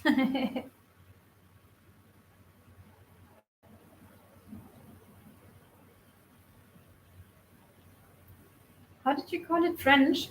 The pony? Fringe or bangs, depending where you're from in the world. Like in Germany, you guys say pony. Yeah. Yeah. And then in the USA, they'll call them bangs. Thanks, yeah. And then in New Zealand, they will call them fringe, or in England, they'll call them fringe. Ah, not heard of. Yeah. Yeah. It all goes back to grooming horses, all the terminology. Like pony. Yeah. Yeah. That's obvious. Fringe and bangs. It all goes back to terminology from grooming horses. Okay. Because you know what? Why? Before we had hair salons, we were grooming horses. You go back to 1200, 1300, 14. No one was doing anything with their hair. They were doing things with their horses' hair. Yeah. And then they had names for them. And then all of a sudden, when we got more civilized and we started to do stuff with our hair, we took the terminology from the horses. And so in Germany, you guys said pony. Pony, yeah. Which is taken from your horses. Yeah. And fringe, it's like a horse's mane. When you cut it, that was called bangs. Or when you cut it in England, it was called fringe. Or in Germany, when you cut it was called a pony. Yeah. A pony. Oh, that's funny. So it all goes back to the terminology from taking care of your horses. Yeah. Interesting, eh? It is. But a lot of stuff in our modern culture, because you know what?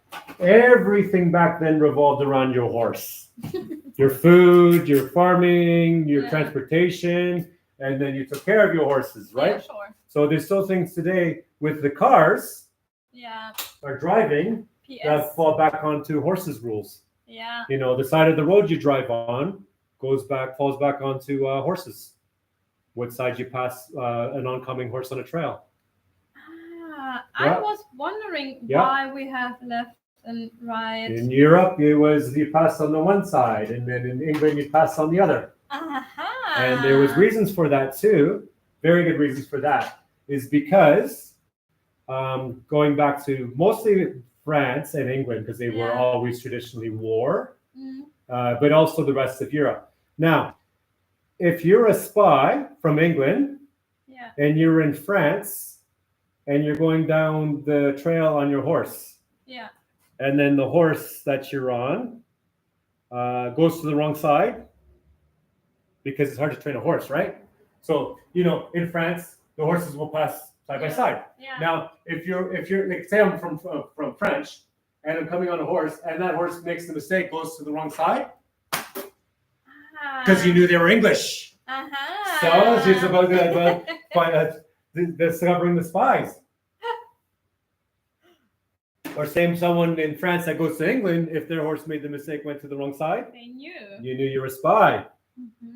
And so that was the military rule. Yeah, okay. And then the cars followed the military rule. So why is France and England different, and then Germany is same as France, Europe? Yeah. And then why did the United States do the French rule?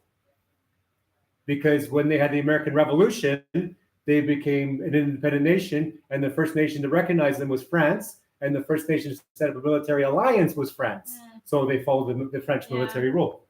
Yeah, and then Canada did what the Americans did because they ended up integrating a lot of their policies. But yeah.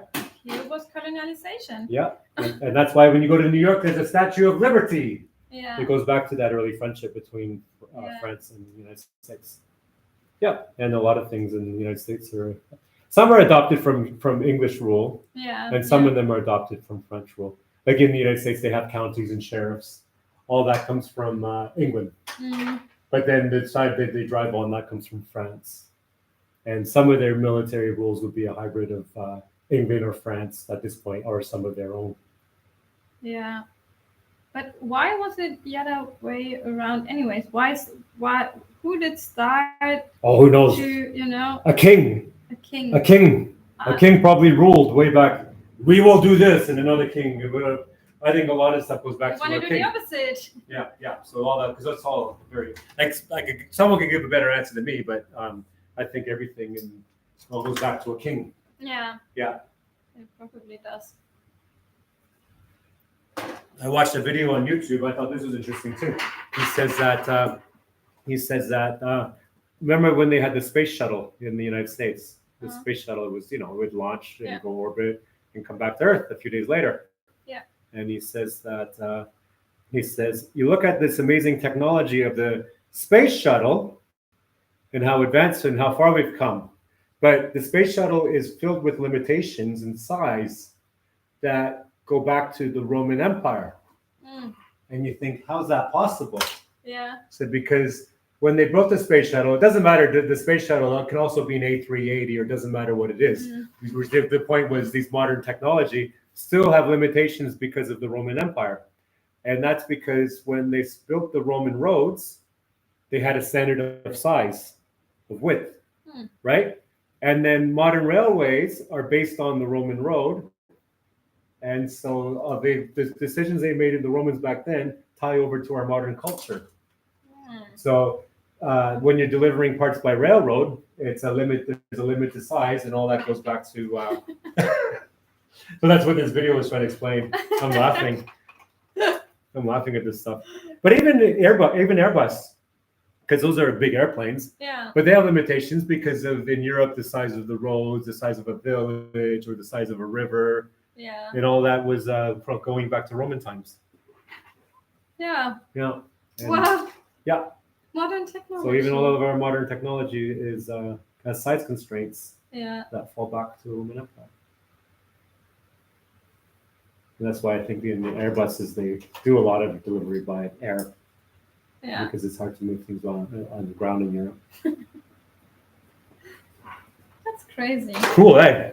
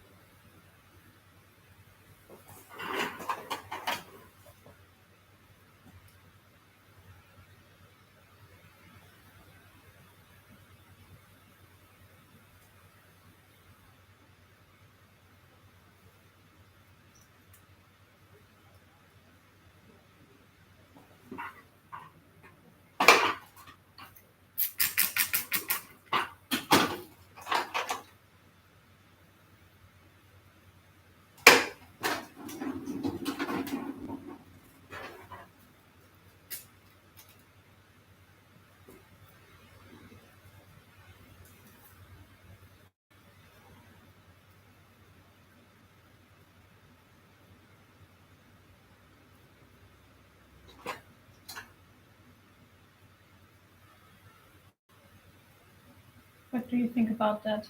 Blonde. Yeah, Is that all right? Don't worry about it. There's only very little left. Yeah. And it's not the broken one. It's no, it's healthiest part. The amount is so small; it's not going to do too much Yeah. to the perm. But yeah. like if we tried to do with that long handled Yeah. up blonde, it would not have been good. But that little bit there, that's not going to do much at all. Perfect. Yeah, it'd be fine. What could happen, or what could have happened? It just breaks. Breaks. Okay. Yeah.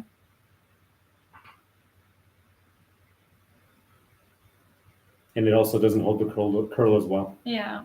But that stuff there, yeah, it's no big deal. Yeah. It'll hold the curl just fine.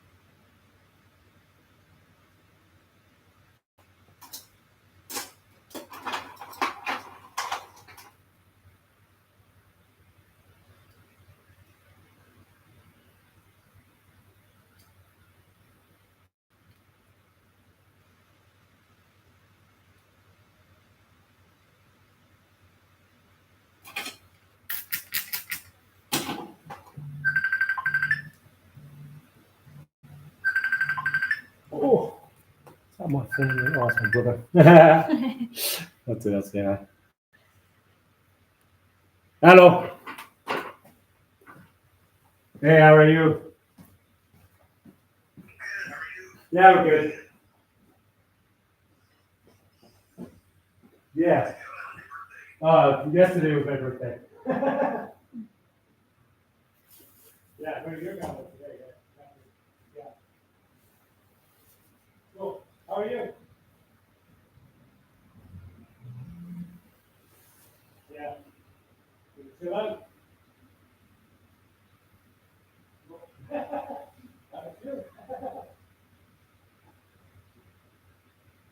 Yeah.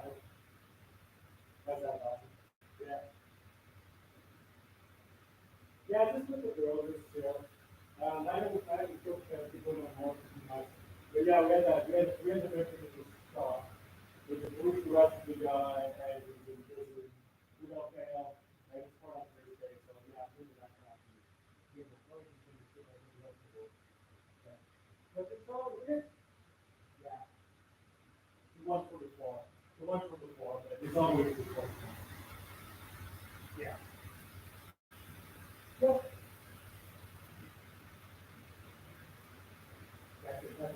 that's what all this. Yeah. Cool. Well, I gotta run because I am at work. Yeah. Thank you so much. Yeah. Cheers. Yeah. Look at you, bro. Cheers. See ya. It was your birthday. It was yesterday. Yeah, I'll grab another tea. Yeah, thank you. But what happens is they all call me today because it's they think it's my birthday today because of that, the calendar, right? Yeah, because we're on the other side of the day line. Yeah.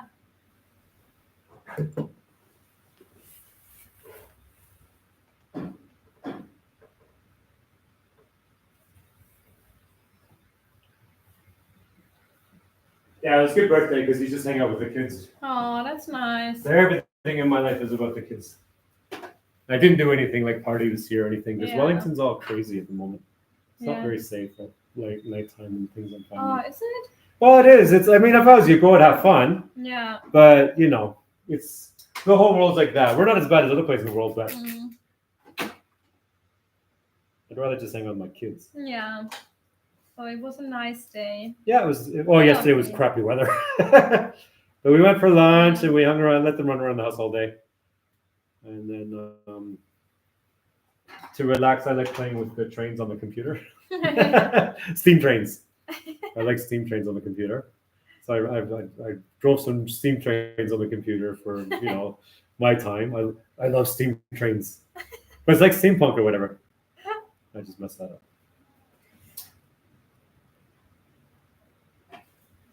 They're relaxing, you pull the whistle and you all that stuff.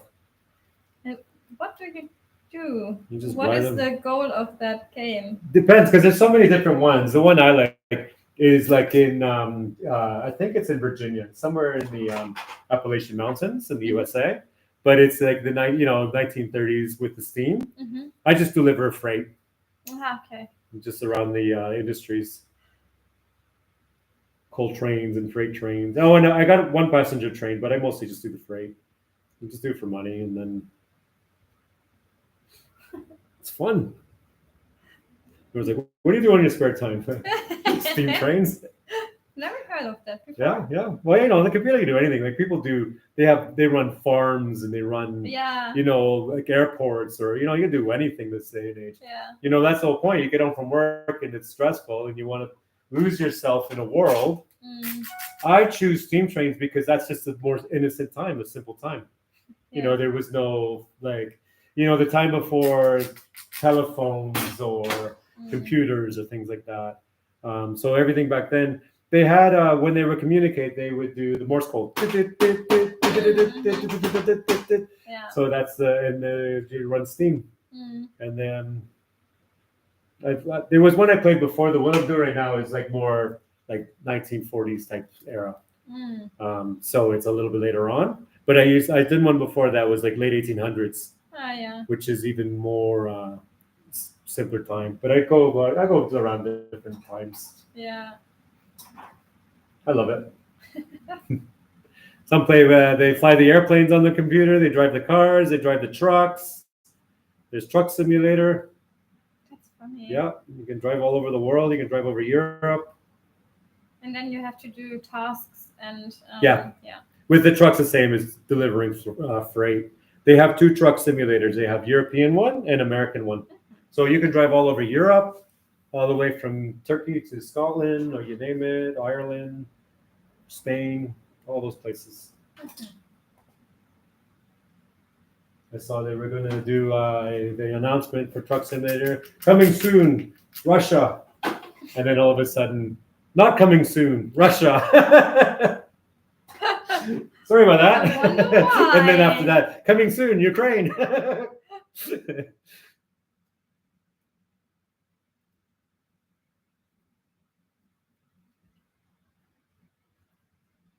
But I did, when the pandemic was going on, I was playing with the European Truck Simulator at that time because just something to do, during the downtime. But the best was because it's computer. You can do what you want. You can follow the rules, but you don't have to. Yeah. So I have a big truck with delivery going on the German Autobahn, 240 kilometers an hour. Because you modify it and get more power.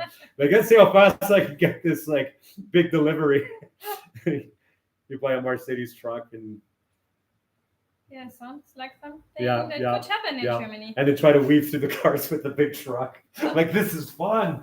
You could play it you should by the rules. Yeah. But why would you?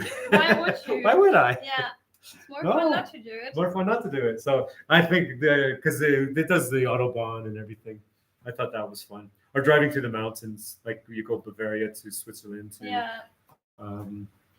to northern Italy, all those areas. It's fun. But I always, when I do Truck Simulator, I don't do it often. I just play around. I always drive too fast. And, do all the mods. because it has like, a truck that's only capable so fast. Yeah. Oh no, do a mod. I want to go faster. I want to go like weaving through traffic with a big truck. And then when you crash, it's big and ugly. It's like smashing everywhere. You're like, oh, good thing I saved it. You can go back to a save. No risk, no fun. Exactly. And then the kids, here's the other joke, the kids are like, what are you doing? Oh, European truck simulator. Hey, look, kids, that says asphalt. Like AUS. Yeah, I know. Hey, kids, look at that. That says asphalt. The kid's laughing. That says asphalt. What does that mean? It means exit, exit. Makes sense. That's something it's like, everybody is. Yeah. It means exit, right? That's what you're doing. You're making an exit. Makes sense. I never thought of it when I was a child. But... No. Now that I said that, I messed it up for you. Asphalt, and then it means exit. Exit. Yeah. I just ruined it for you. Oh no, you didn't. It's people said Someone before. Ruined it Someone ruined it before. Yeah. But it's not. It's funny. Yeah. I think it's funny as well. I think it's funny too. But with my kids, my daughters are 9-year-old and 6-year-old. Mm-hmm. Oh, they're all about the poo-poo jokes. Yeah, sure. Fart jokes, you name it. They love that stuff. Sure. That's what they live for. I still love it. Yeah, everyone loves it. Look at that, Oshfart. And then you guys say like Oshfart. The kids love it. And my daughter, my 9-year-old, she would drive the trucks. She likes driving the cars and the trucks. Yeah. Okay. Yeah. So I bought a proper, you can buy the steering wheel and everything. I bought all that stuff proper because that's what she loves. She actually likes driving the trucks. Aw. Yeah. That's nice. Yeah. And right now she's obsessed with airport management. With airport management. Yeah, managing. She likes the whole customs and the baggage securities. The biosecurities and all that. She's obsessed with that stuff. So even Lego, I come home, what are you making? She goes, an airport. So she's got all the tiles laid out. She goes, that's security, that's check-in, that's this, that's that. That's the baggage go through here and the airplane's over there. So she's obsessed with all that stuff at the moment. Yeah, she loves it. And then I say to her, what do you want to be when you grow up? An airport manager. No, she wants to do biosecurity. Oh, does she? She wants to do biosecurity. Yeah. For New Zealand, that's a good job, right? It is. Yeah. But I said, what do you want to do when you go up? She goes, biosecurity. Why do you want to do that? And she's like, because you get to go through people's stuff and yell at them and then find them. I was like, oh my God, that's so funny. It's like, I'm going to have to go through your purse. Why is there an apple in here? You didn't mark it on your declaration card. That's going to be $300. What else is in your purse? That's something she should say in the interview. I think she's going to love that. You didn't put that on your declaration card. I don't see a prescription for those drugs. Where did you get these drugs? Oh, they're for sleeping. Oh, well, you didn't declare it. And it is kind of expensive if you try to get something in, right? Oh, yeah. About $400, yeah. $450. Oh, that gets going to be a lot of money. And how many cigarettes do you have there?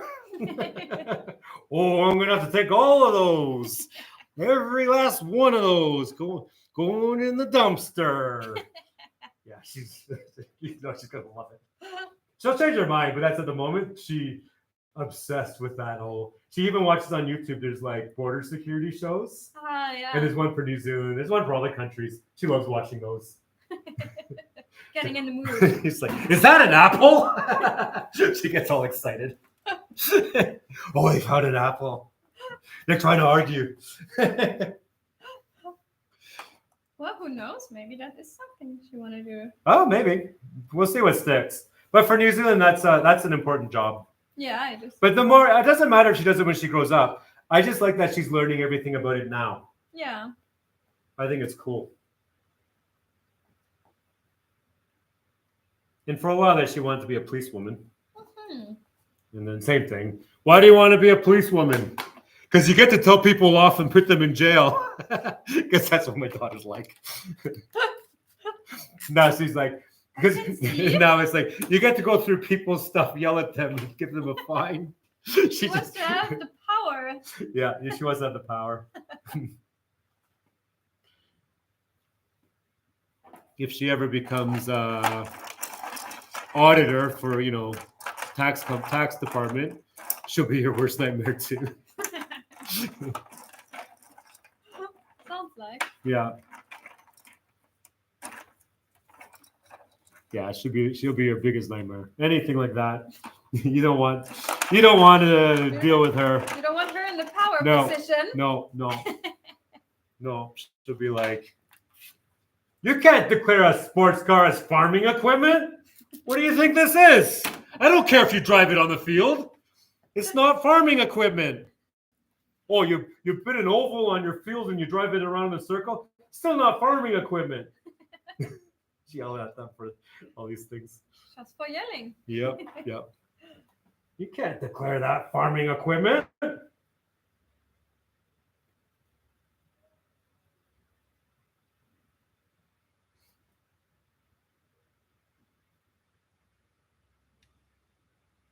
No, I don't know what she'll end up doing. Yeah. But right now she's also like dancing in national competitions all over the country. She's a really good dancer, so she can do whatever she wants. I don't care. Grow up and do whatever you want. Yeah. Go to whatever schools you want to. I'm not gonna. My job as a dad just to guide them. Yeah, that's right. Yeah, I don't push them into anything. No, that's good. They get pushed enough Oh. from everyone else. Yeah. So. But also, that's generations before the parents were all jerks. So I'm the one to create the generation gap. So my kids can have it different. And also because they're being raised in New Zealand, which is far more laid back than, I'll just say, Northern Hemisphere culture. Doesn't matter like North America or Germany or whatever. New Zealand, come on. New Zealand, Australia, come on. They're both so laid back places. Not Southern Hemisphere. The kids being raised here, like, very different. Yeah. So I wouldn't list the country or focus on a country. I would just say the Southern Hemisphere is definitely far more laid back and too far away from all the world's problems. Yeah. So it's a great place to raise kids and all. Yeah. Yeah, it is laid back. Yeah. I experienced it myself. Yeah. And sometimes I'm having a hard time to get used to it because everything but laid back. Well, that's true because you feel like there's something I have to be doing, and then your Kiwi friends are like, no, there's nothing you have to be doing. Yeah, sometimes that makes me nervous, but it's better. It's more balanced. That's right. Yeah. So I have this is one of my oldest jokes from when I moved to New Zealand. It was a different joke. The joke always evolves towards whatever is the latest world event. Okay, so this is my impression of a Kiwi waking up in the morning. They wake up in the morning and they look at the news and they say, "Oh, shame about those Ukrainians. I think I'll wear shorts." You know why? It's too far away. It's too far away. It's all too far away. That's horrible. So they just have that moment, look at the news report. Oh, shame about that Gaza. I think I'll wear shorts. Is it really like that? No, people do bother. I mean, they care here, but it's so far away. Oh. So it's like, you watch the news and you're like, oh, that's not cool. Nothing to do with but that. I'm gonna put my shorts on and go to the beach.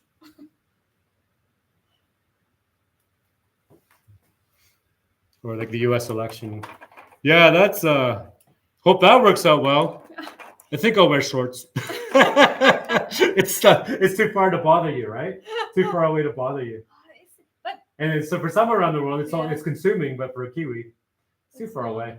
And the other thing about New Zealand compared to other countries is we don't have 24-hour news networks. You don't? Nope. What? Nope. Have you ever seen one while you're here? Yeah. No, there's no such thing as a 24-hour news network. They'll do like the morning news, the 12 o'clock news, the 6 o'clock news, but there's not even an 11 o'clock, like a nighttime news. Yeah. Like in, traditionally they have like, 12, the noon news, 6 o'clock. So here there's like breakfast television, a news report at 12 and a news report at 6. That's all you get. That's all you get in this country. So then Kiwis aren't pumped up with news. Like they're not news junkies. Yeah. Right? There's no 24-hour news network here. That's crazy. But I mean, there's internet here too. You could check it if you want to. Yeah. But it's not like you put on a TV and there's 20. No, that's not a thing. Unless you get a subscription to get something from overseas, right? Like CNN or BBC. you have to go out of your way to get that. Yeah. But this country does not have a 24 hours news network. It's not a thing in this country. Okay. Where most Western, like Australia, oh God, yeah. Even those guys have a 24-hour news network, and theirs is the worst. Theirs is like on repeat. But no, New Zealand. That's one of the differences between New Zealand and Australia too. Is we're not news junkies like they are. We're not as political as they are. Yeah. We're more laid back than Australia. But Australia, because I think 24-hour news networks does affect your culture. Yeah. You know, it's everywhere you go. You go to a bus stop, waiting for a bus, and there's a thing there, or you're waiting for a plane, or you're at your baggage check, and there's all these monitors everywhere with 24-hour news networks. Yeah, it's not a thing. You don't see it. Like, you've been in this country long enough. Have you ever seen a monitor somewhere in public with 24-hour news? Yeah, probably not. Never have. But you probably never thought of it either. Yeah. But it doesn't exist here. So they're not pumping. You have to go out of your way to see what's going on. Yeah. But it's not a thing. So that makes it more laid back. Yeah. Yeah, probably. Yeah. I don't know what's like in Germany, but US and Canada are bad for the monitors everywhere you go in public. Yeah. And the feeds everywhere you go in public. Australia too. I don't think they're bad. I think Australia's bad. Mm-hmm. But the biggest news mogul in the world was Rupert Murdoch, and he's actually from Australia. So he's the guy who invented all that garbage news. He's actually an Australian. Garbage news. Yeah. 24-hour news junkies.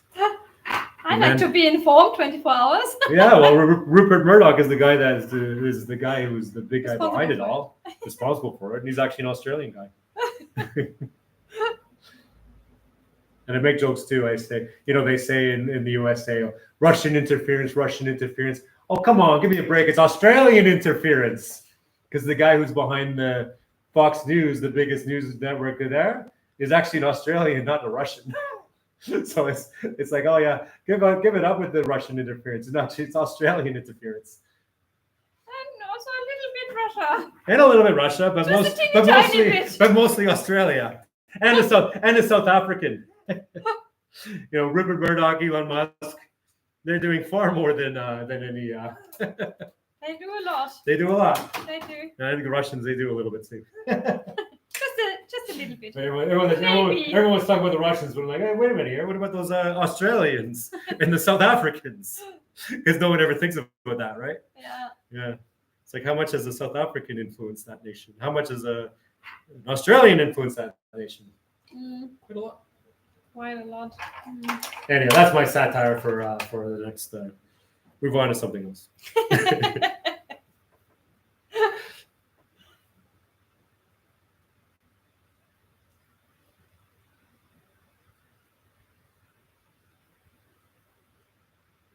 Oh, we're almost done there, right? Yeah, again there.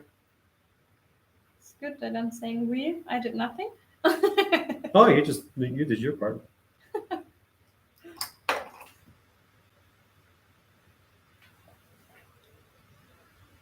Now I do feel like a woman back in the 80s with that. Yeah. The only thing missing is the cigarettes. Yeah, I was about to say the cigarette. I wouldn't mind.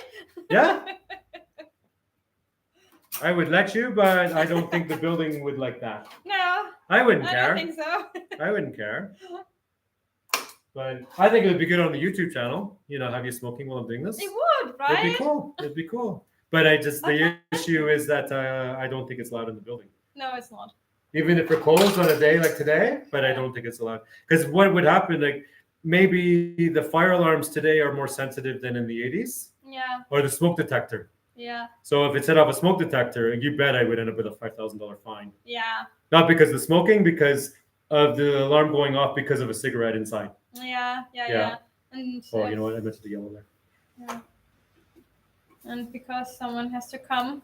Yep. Fire brigade and they have to come. Pay for it. I think a call out is about $4,500, and then you say, "Oh, it was just a cigarette," and I'm like, "That's okay. You're going to have to pay for that." It was a good cigarette. It was a good cigarette, yeah.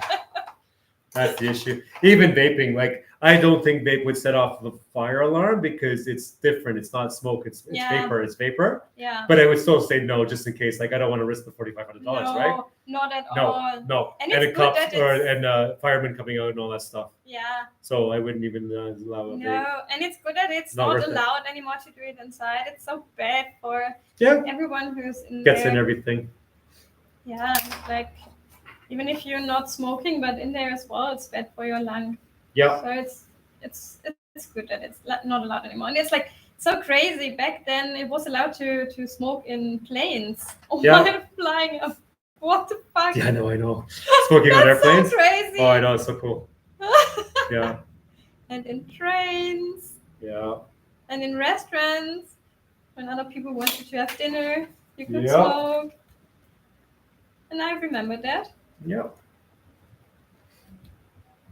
I think the last place in Europe where you're allowed to have a cigarette in a bar or a club, Austria. You can do it in Germany. That's a good question. Now I'm thinking of it. No, I know it's a lot loud. Well, I don't know if it's allowed or if we're just doing it, but we do smoke in clubs and bars. Oh, do you? So maybe it is a private decision. Oh, that could be if it's a private club. Yeah, that's it. Yeah, but the one in Austria, they still haven't, like the modern rules for smoking. Yeah. Austria is the last holdout. Yeah. And I saw on the news they had a referendum recently asking Austria if they should start to make the laws like France has the law, England has the laws, and Austrians, even the ones who don't smoke, said no because they like that they're different. Like we are Austrian, and even if I don't smoke, I want the option to, because we are Austrian, and they don't want governments telling them to if they can or cannot smoke. They want to make the decision for themselves. Yeah. I'm not going to smoke, but I don't want the government to tell me that I can't because I am Austrian. I thought that was cool. Because I think they looked at how many people in Austria that smoke, and the number was low, but then you can smoke in public. And they just don't come down to it. They just don't want the government dictating. Yeah, I think it depends. Oh, yeah. I think it's good that it's not still allowed everywhere. That's a good thing, but still in private clubs and bars. Yeah. When I moved to Halifax in around 2006. Yeah, they didn't have a law yet either. It was, I moved from Toronto where they had a law, and I don't think I'd seen smoking in a bar or a club for well over 10 years. Yeah. And then I moved to Halifax. I was like, oh my God. It's like the last place in Canada. What's happening? Yeah, we walked into a club and it was just that smell when you walked to the door. Oh. Yeah. Brutal. Yeah, it is brutal. For sure. Yeah. And then what they did in Halifax, when they created the law, they ended up going too far and they made it the strictest in the world. Oh. It ended up being the first place in the world to pass a law that said that you can't smoke in a car with anyone with kids. Ah, yeah. Because a lot of places have done that now. Yeah. But if you go back to who did it first, it was like Halifax. It was like Nova Scotia. Yeah. Because they were the last ones to do these laws. Yeah. And then when they decided to do it, they were going to do it really hard. Yeah. And so they were the first one to do, like, go past what others did. Yeah. And what's funny about that law is that, to be honest, like maybe parents were smoking in the car with a kid, but it's the numbers are so low, they never caught a parent. Oh, in Germany, that was so normal. Yeah, well, I'm sure it was, but I'm just saying what ended up happening in Canada anyway. And now these laws are more and more. Yeah. So the police, like after they reviewed after a year, 2 years, 3 years, did they actually ever give a ticket to a parent for smoking with a kid in the car after years of having a law? Yeah. The answer was no. But here's the other thing. But did they actually give out tickets for the law? And the answer was yes. Do you know why? Because when you had an 18-year-old driver and you had a combination of 18, 17, 16, 17, 18 in the car, the driver was fined for having a 17-year-old car, even if the 17-year-old was smoking too. No. So the parents never got fined, but what happened was a bunch of high school kids, because what happens when the police pull over a high school kid and they want to just give them a hard time, they're like, oh, smoking in the car, oh, this and that, because the way they are, they're just trying to throw everything at a kid, right? Oh, you lay it on. And so what the law ended up being was a way for the police to harass teenagers. Oh, okay. Yeah. So that was the outcome of it. Oh. No parents ever got fined, but a lot of teenagers got fines because sometimes you're just kids out having fun and smoking cigarettes. Yeah. And then the police are like, "Oh, you kids are smoking in the car. Is the driver 18? Anyone here 17? Whoa, ho, ho, ho. Gotcha. Yeah, the cops were just like that. New Zealand cops, I don't know, but Canadian cops, yeah. U.S. cops, yeah.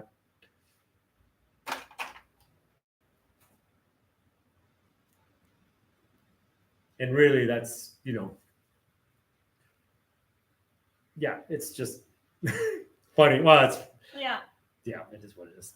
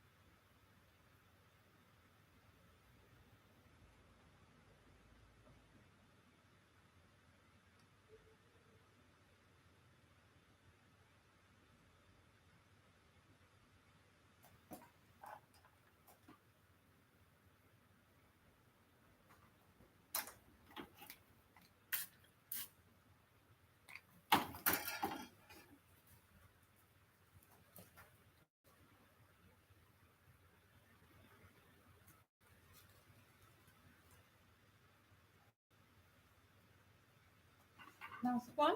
Yep. Yay! I need to go to the toilet anytime. Is that a good timing now? Good timing. Perfect. Yeah, let's get in there.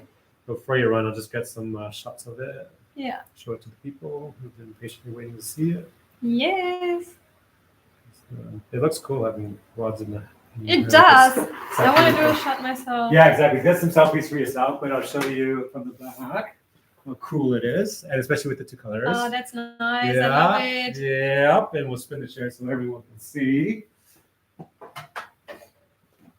Cool, and we'll spin this way. And you guys can see the back. How cool is that? And you can see the back there. How cool is that? And you can run away and take a break, and we will get started again real quickly. And always questions on the interwebs. Yay! What's going on in here? Hello, when will be Undercut Bob live stream video? Don't know. So Love Berms are making a comeback. I'm debating on growing a mullet and perming it.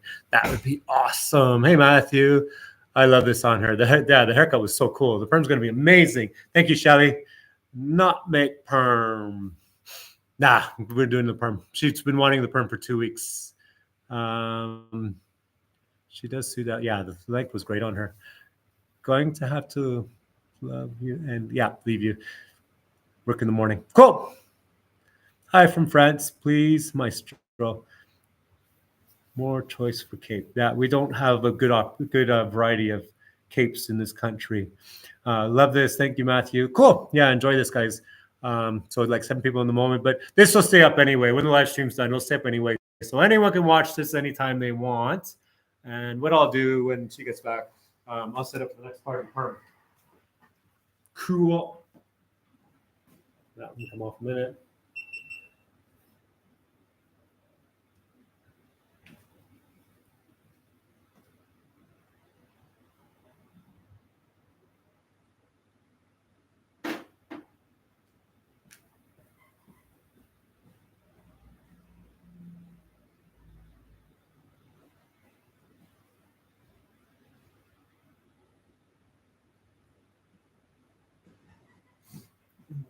This. Sorry, I disappeared for a minute. I was taking advantage of being able to grab some things. Organize myself in.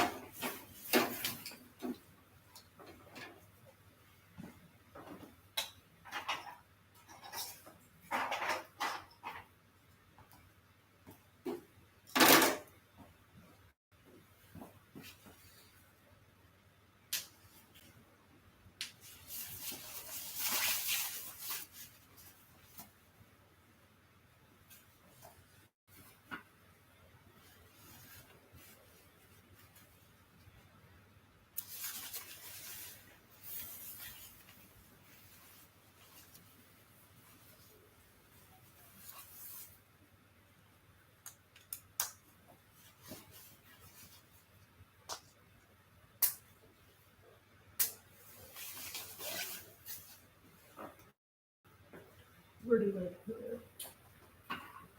What do you need?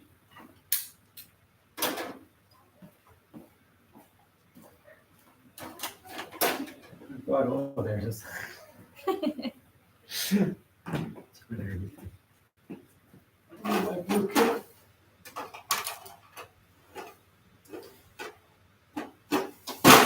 Do I get to sit under that thingy there? Yeah. Yay! And that machine is from Germany too. Of course it is. Yeah.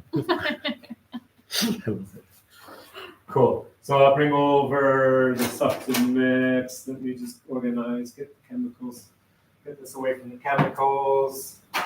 Oh, yeah.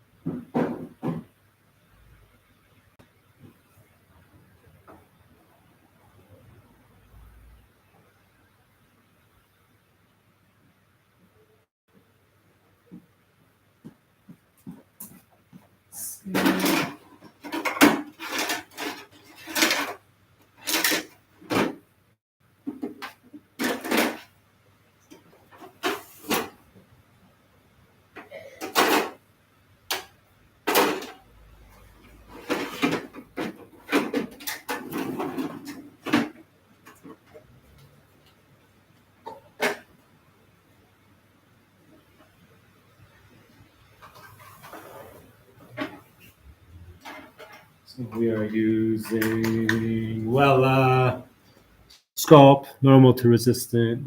You can see from. Do you want to have a good smell? I dare you. Love that smell. Oh. The whole room is gonna smell. Yes. I'm gonna smell. Yep. For a few days, probably, right? Yep. It's all part of the adventure. It is. To be honest, I kind of like that smell, probably because it reminds me of your sister, my sister, and being younger. Yeah. And trying stuff. Yeah. But smell, does trigger memories and happy memories and things like that. For sure. Yeah. So for those at home, if you have smell-o-vision, we'll just do the spray it into the smell-o-vision, and then you can smell it on your end. And we need some cotton for you. That one. And cotton. So the good thing about this is I can do it over here instead of at the basin. Oh. And also it's it's good. Throw that on there. The next part we'll do at the basin, but this one at least we can do it here. Yeah.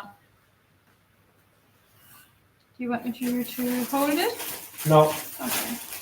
It'll hold itself up. Is that a new bag? Oh, yeah.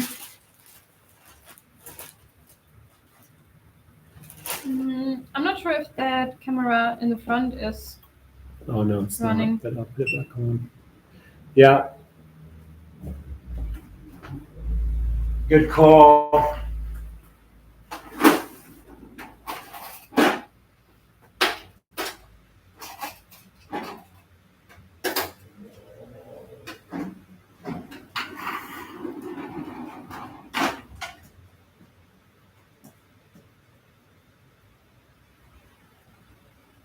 Go back slightly like that. That's good.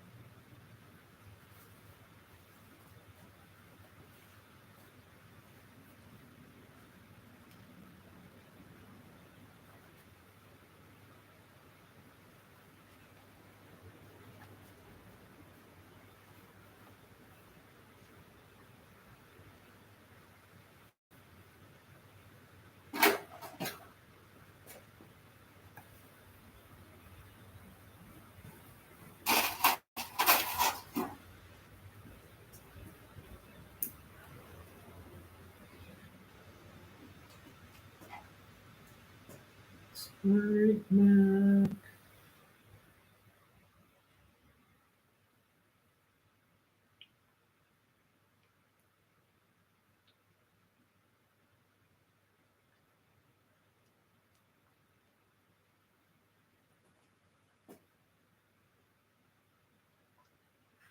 So cold. Yeah. Okay, go a little bit there. A little bit there. Gives me goosebumps. Yeah. Part of the fun. It is.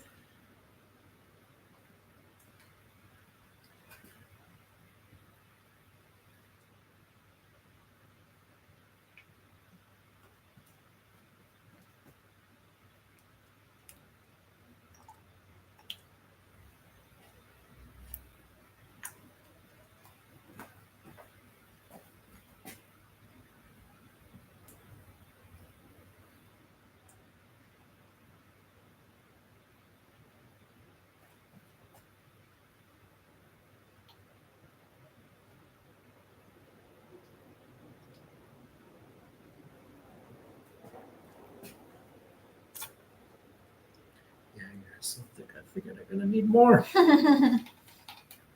Probably another 20 grams. It's here. So I'm gonna keep it away from things that I'm drinking out. I think that's a good idea.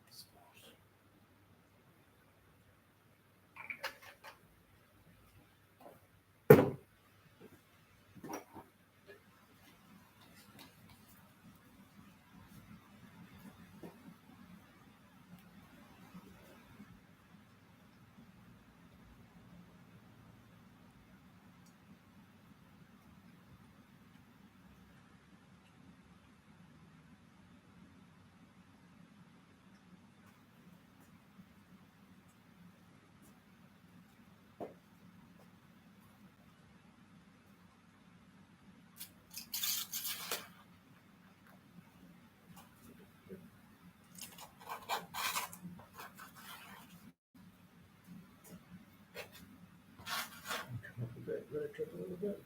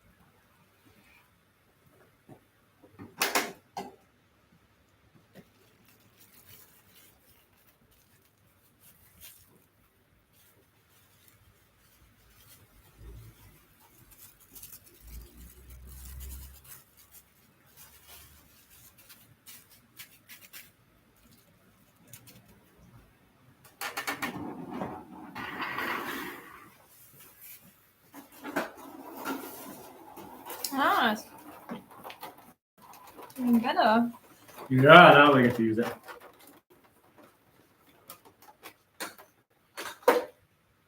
How long do we have to keep it warm? It'll say on there. It's all a German program, so I don't know. I just look on the machine. It'll tell me. It's German. It tells me.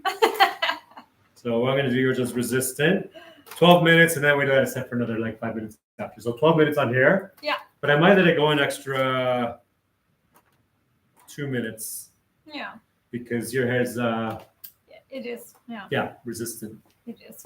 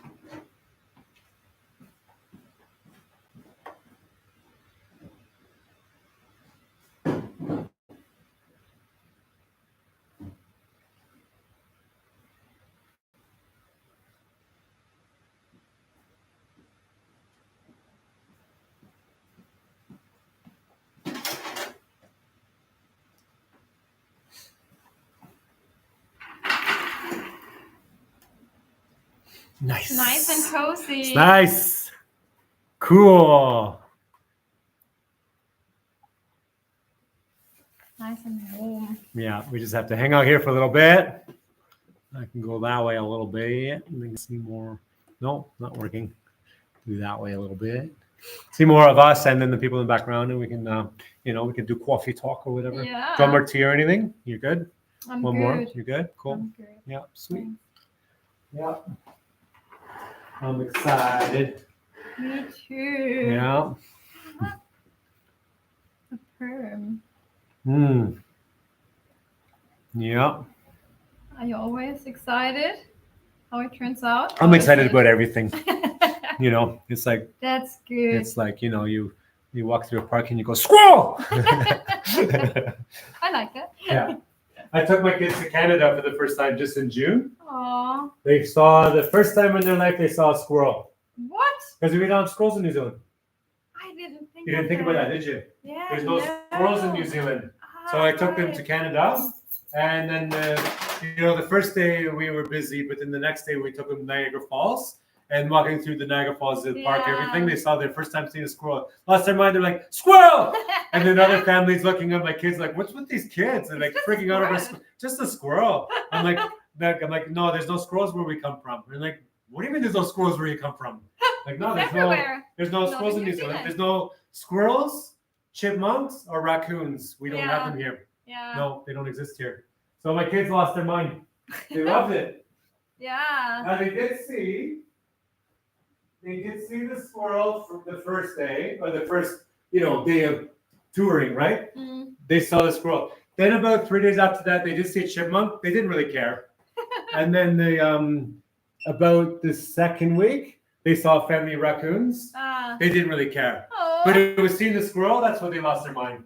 But they looked at them and they go, we showed them there's a raccoon. Probably about a family, about 7 or 8 of them. Yeah. They looked at them, but they were like, just a raccoon. they're like, they thought they were weird and all, but they are kind of weird, but they were just kind of like, they weren't as excited.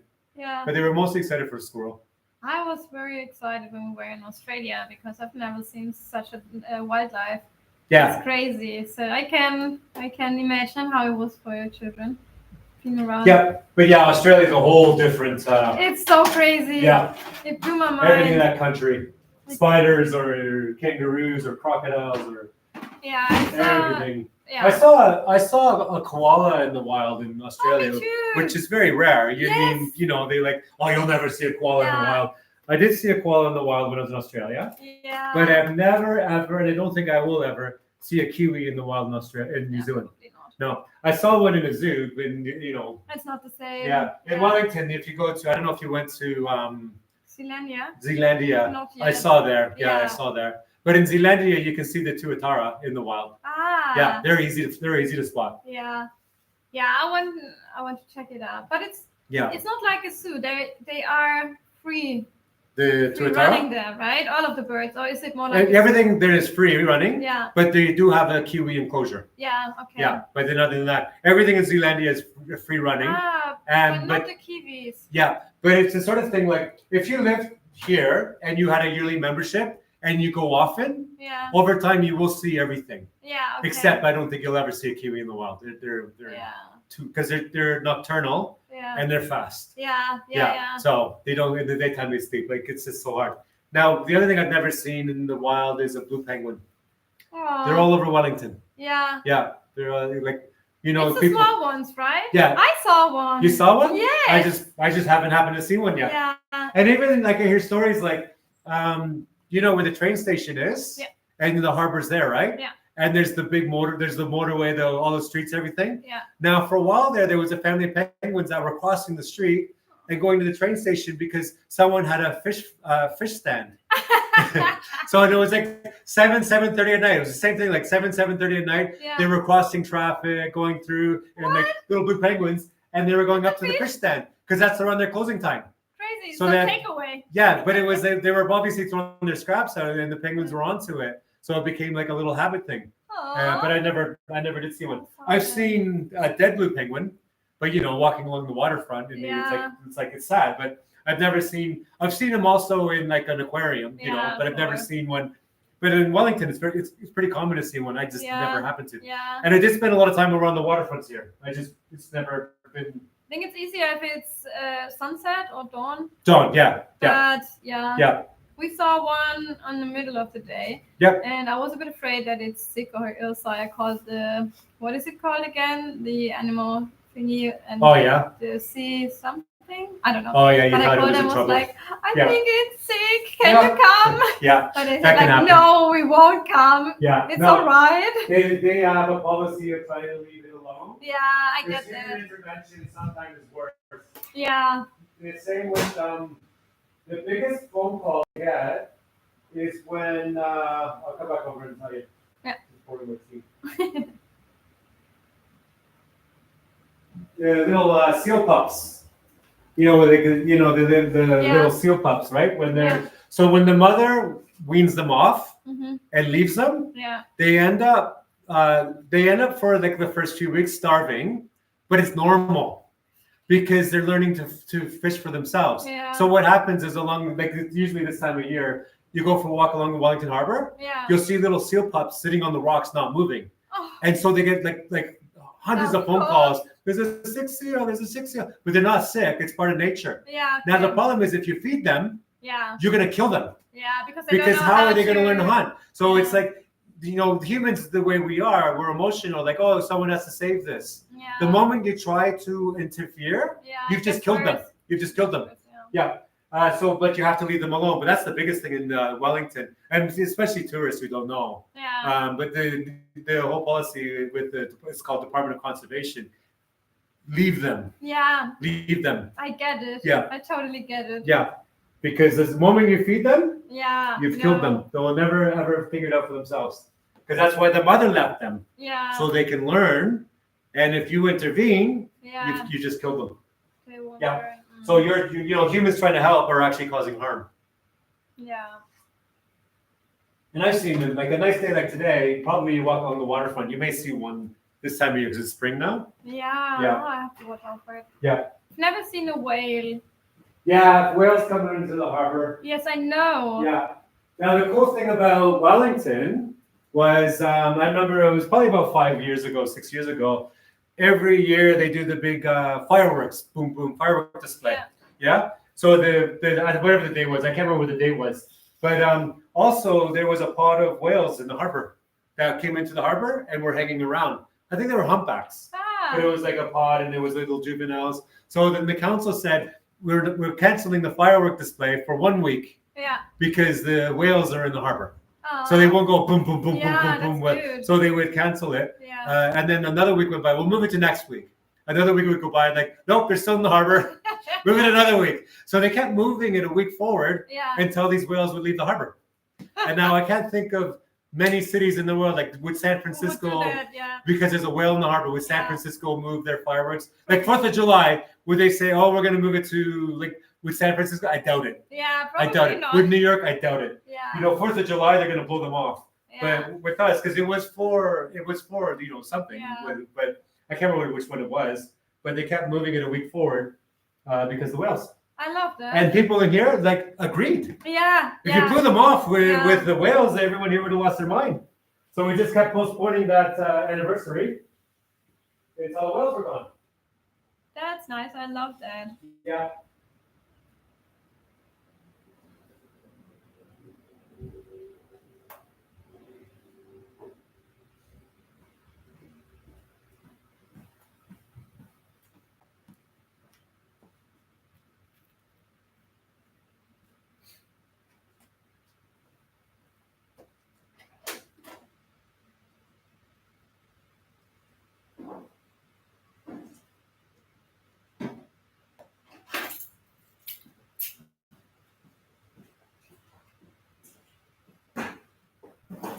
Should open the door.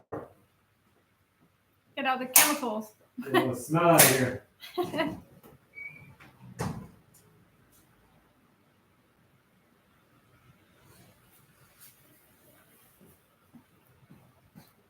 To be honest, it's a beautiful day out there now.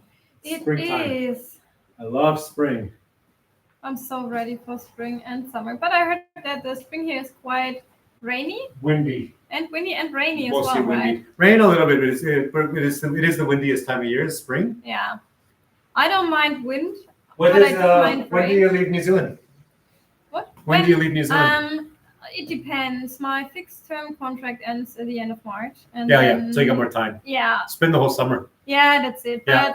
But we want to go to the South Island in April, and I hope it's still warm in April. Is it? Yeah, it is. Okay. It is. Yeah, no, it's not bad. The South Island is like it's beautiful. The South Island usually warms up quicker and it stays warm longer because it's bigger. Ah, okay. Yeah, and then winter can be colder because it's bigger. Yeah. So it's not, the North Island's smaller and more like Wellington's more affected by the ocean, not land.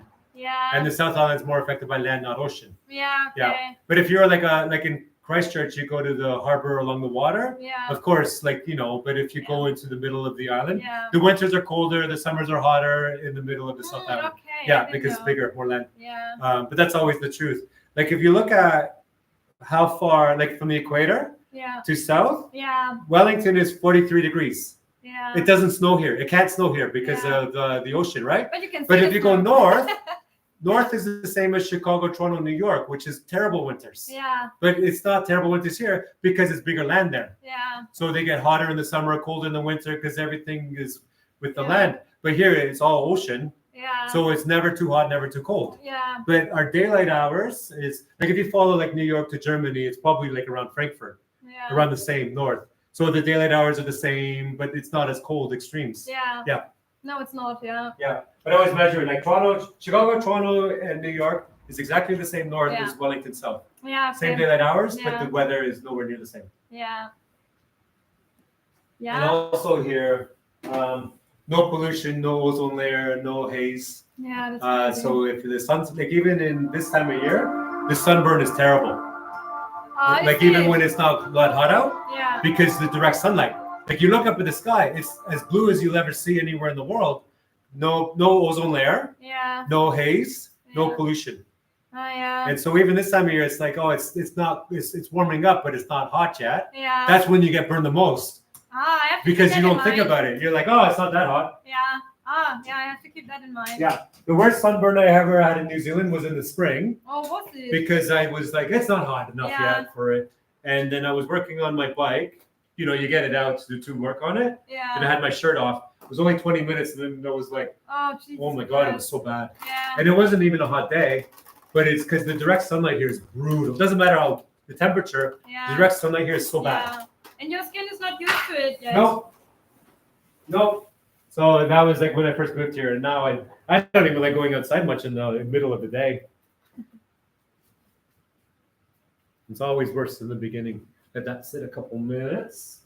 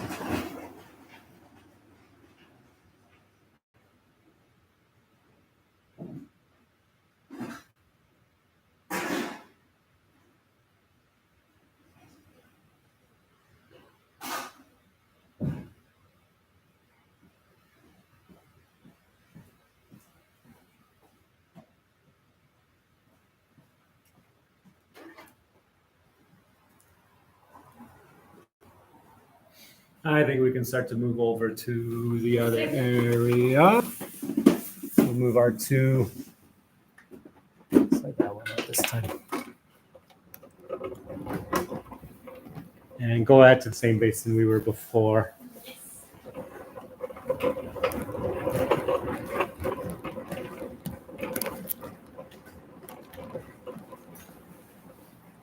Now it looks good. Boat there looks good.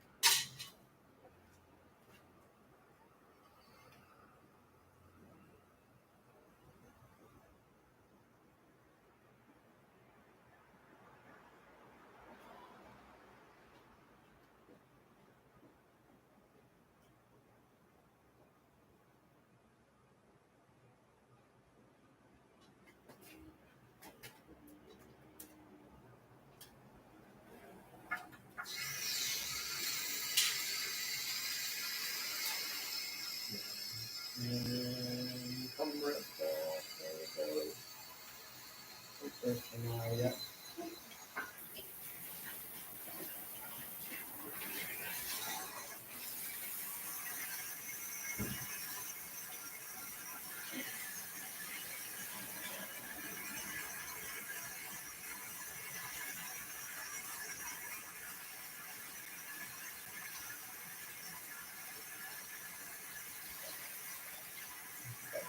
Timer, 26.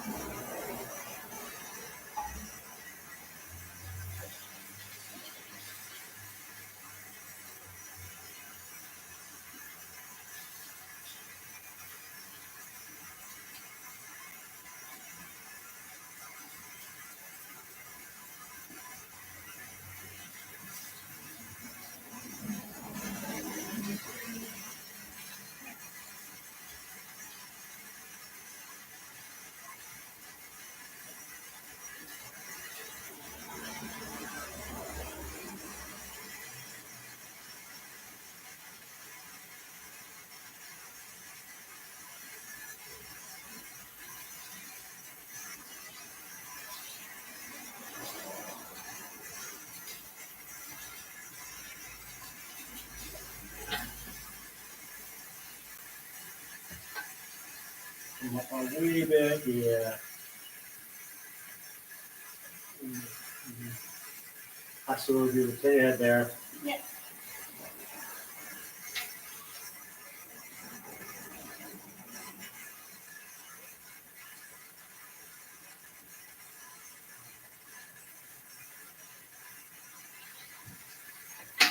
Do the same. That's cool.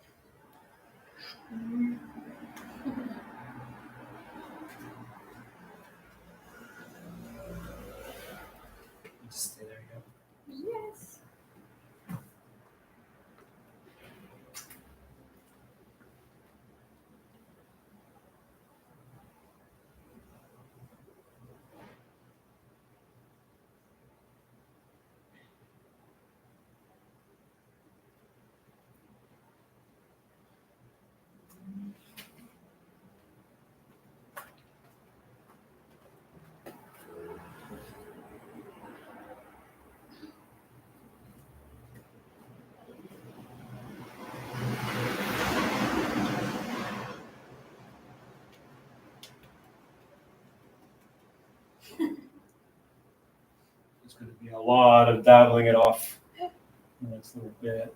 Yeah.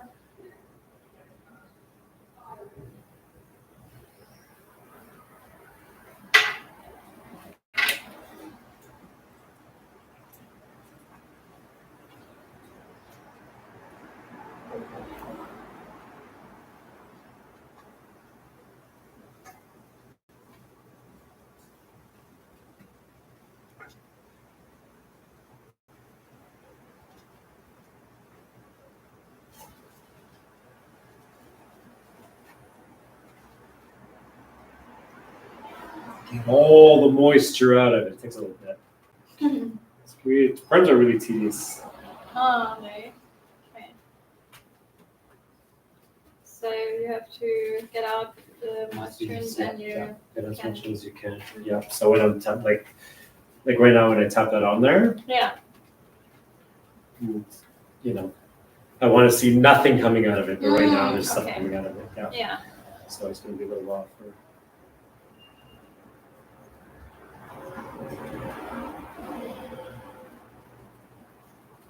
Everyone has a different way of doing it. Some people just do it with a towel. I use these because they're far more absorbent than towels. And it's probably more obvious if it's still wet or not. Oh yeah, you can see it. The spotting on it. Yeah. But steps like this is what is going to make or break the perm. And there's no the words are that'll be good enough. That's not words you want to say when it comes to doing perms. It's not. It's not. You know, people teaching perms are like, oh yeah, that'll be fine. That'll be good enough. Move on to the next step. No, the steps are important. Every step. Yeah. Patience. Yeah.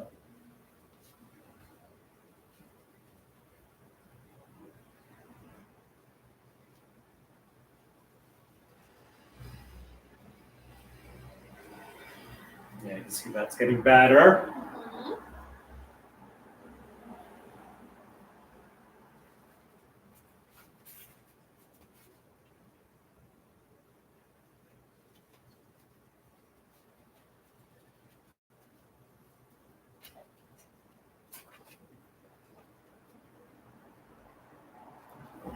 And it's probably also a bit more difficult to get them dry because I have such thick hair, right? Yeah. Because when I wash my hair and I don't blow dry them, hours later they're still wet. Yeah.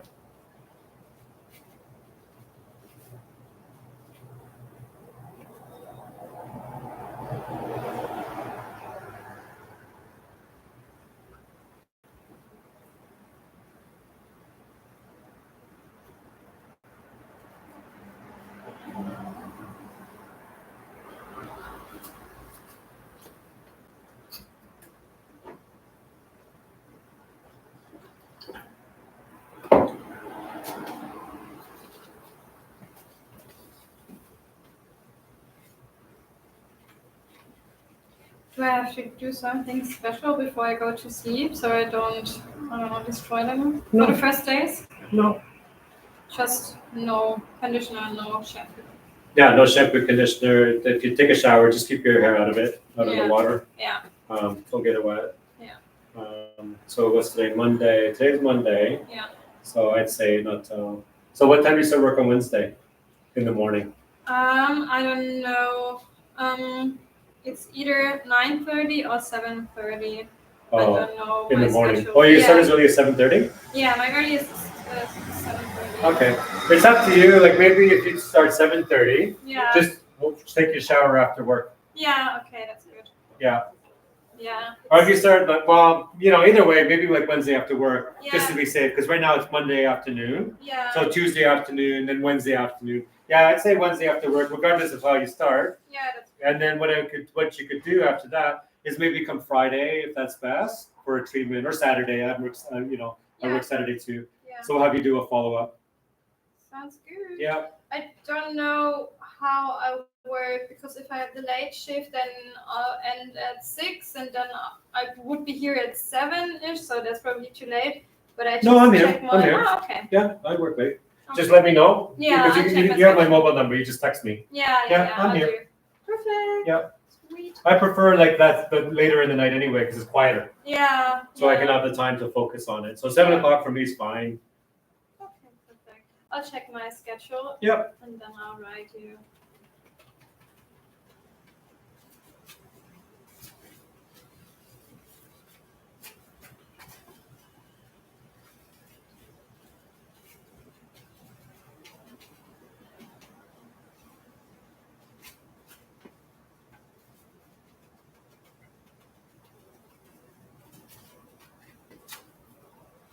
How are we getting on there? So what?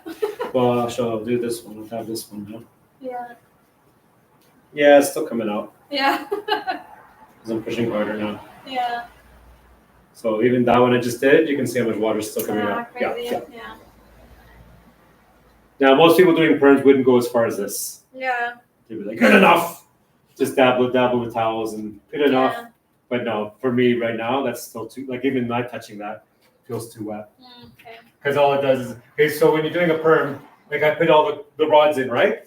So the first formula that I put in there, that loosens your hair. Yeah. So right now, all your hair is loose. Yeah. And then what you do is you gotta dab everything out, all the water. You gotta rinse it for 5 minutes to get all the formula out completely. Yeah. And then you have to get all the water out completely. Then you do your stage 2, which locks your hair. Okay. So it locks it into the curl shape. Okay, I get it. Yeah. And then after that, you rinse it off, and then you have to let the hair settle for a couple of days. And then once that's done, that's why it's called permanent, like permanent. Yeah. So now it's curly hair. Yeah, okay. Yeah. And then your regrowth won't be as curly, so you'll notice. But to be honest, I have clients, I actually like the look of it. It grows in. Your hair's kind of wavy anyway, so you get a bit of wave into a bit of curl. Yeah. It looks cool. So over time, it's still going to look cool. Yeah. And like I said, you're from Germany. If you wanted to, no problem. You easily get a perm in Germany. Yeah, for sure. In fact, they'd love it. Yeah.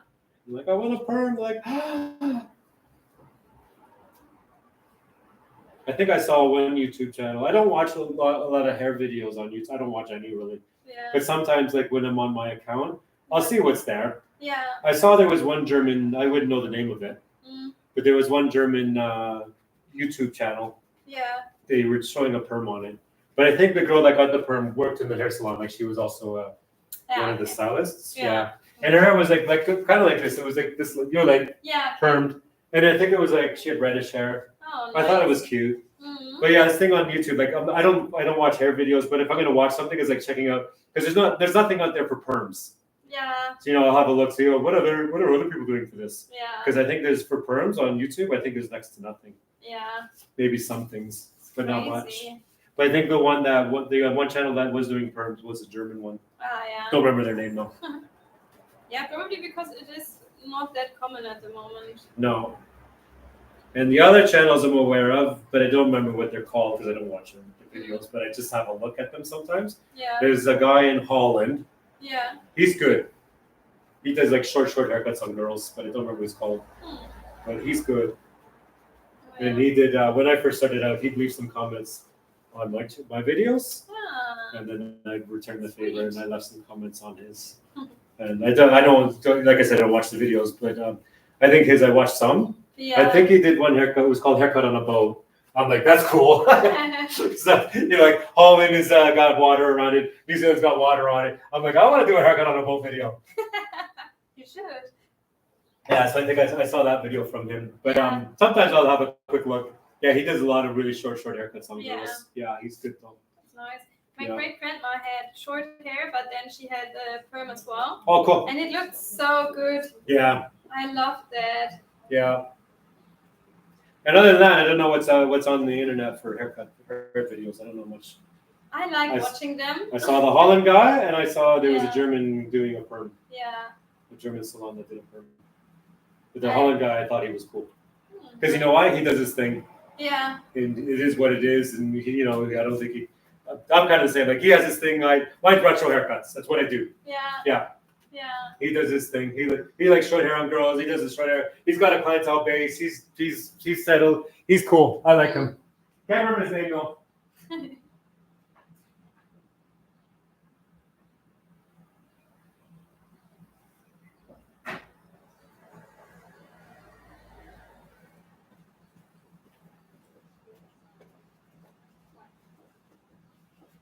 I like watching hairstyling videos, but more on Insta. Oh, and Insta? Oh, yeah, there'd be stuff there. I never go on Insta. Yeah. It's so go on comfy TikToks. because it's short and, you know, you can see before and after. Oh, yeah. So I like having these before and after effects. Yeah, it'll just be quick. Yeah. Yeah, I don't go on Instagram. Yeah. I used to post there, but the pandemic came and I started to do just the YouTube channel.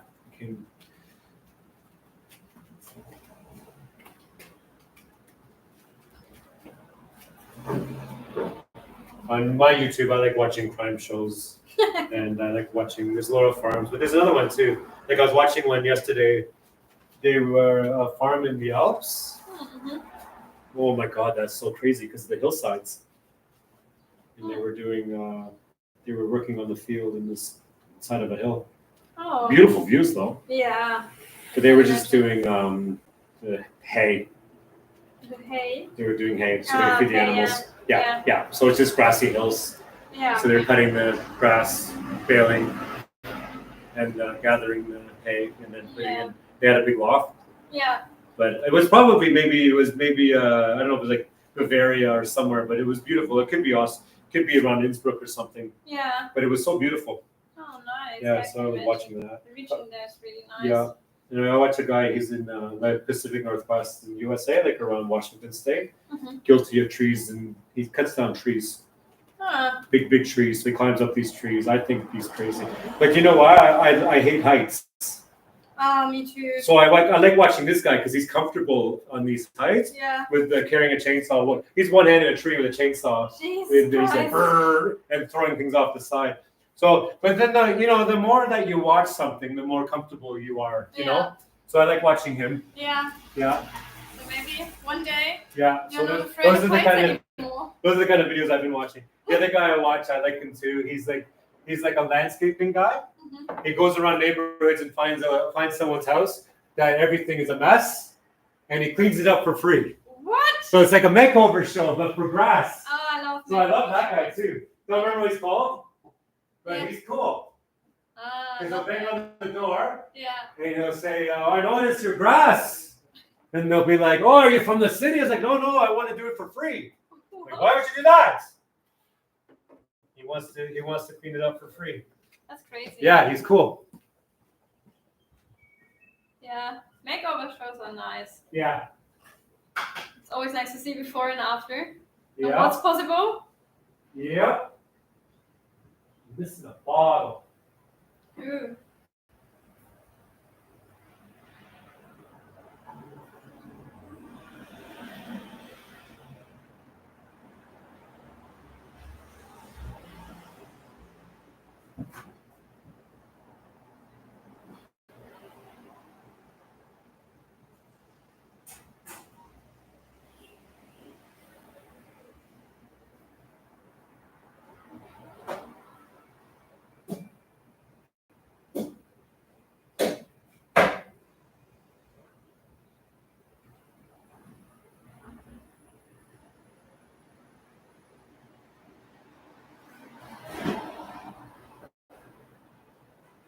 Damn it. What's the blur?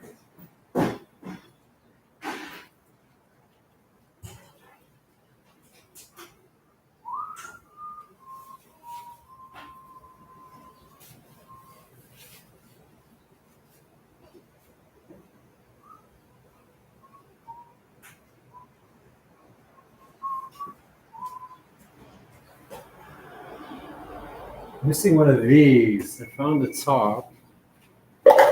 That's crazy.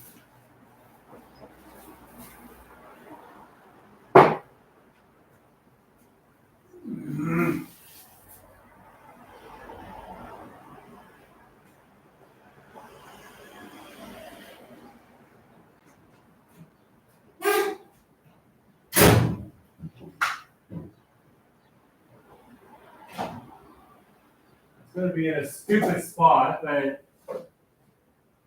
Oh, where? Which stupid spot?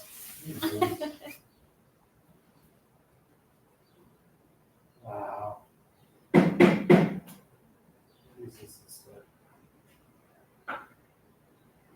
I don't get it. Use something. It's right there. They're using it as a vase. Don't do stuff like that. It's not a vase. This is what happens. I can't find it. You're using it as a vase. Anyhow. I can't help it because hairdressers are creative. They are. Yeah, and they do stuff like that. Oh, let's use this as a vase. Looks good. I needed it.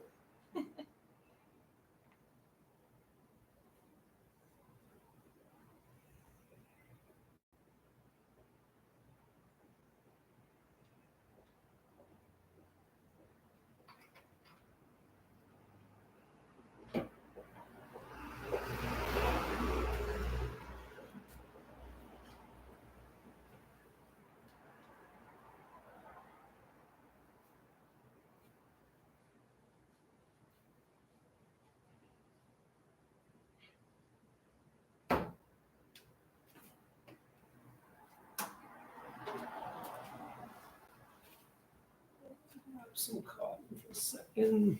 Yeah.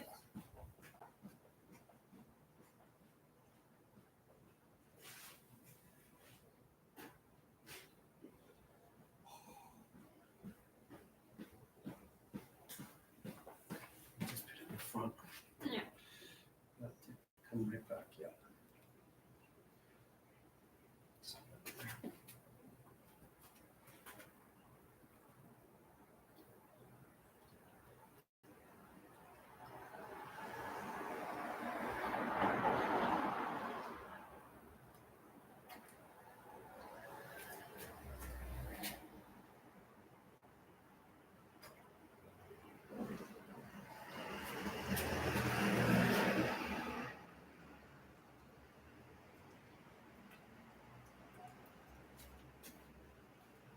Come up a little bit. Yep.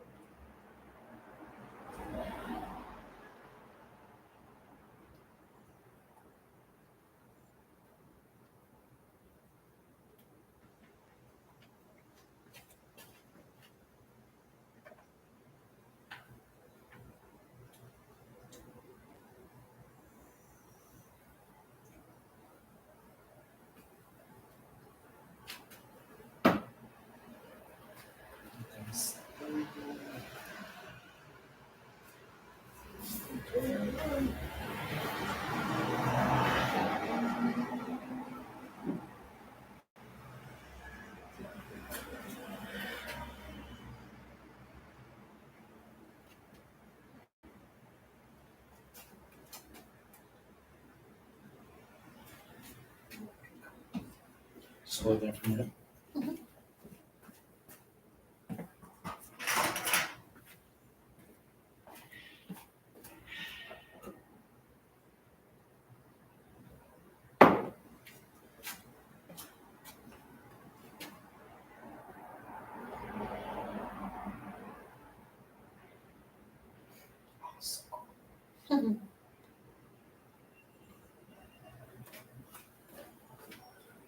Ooh, that's exciting. You're already taking the thingies off. Yeah. Ooh.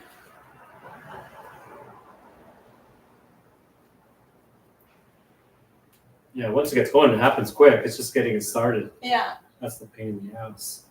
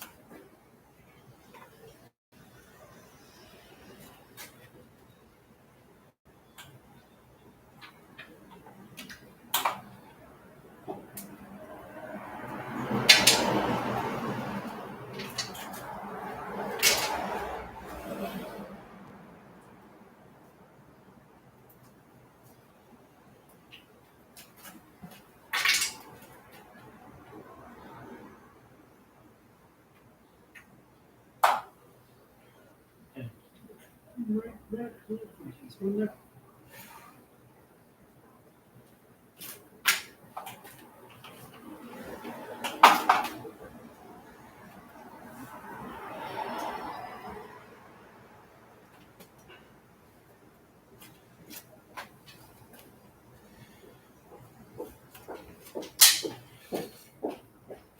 Do you have to act fast?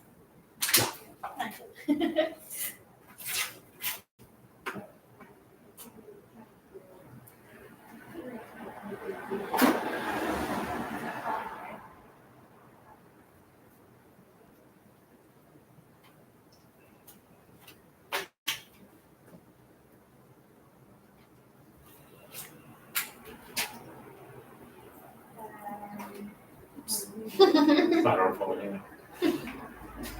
Oopsie. I'm just saturating your hair now.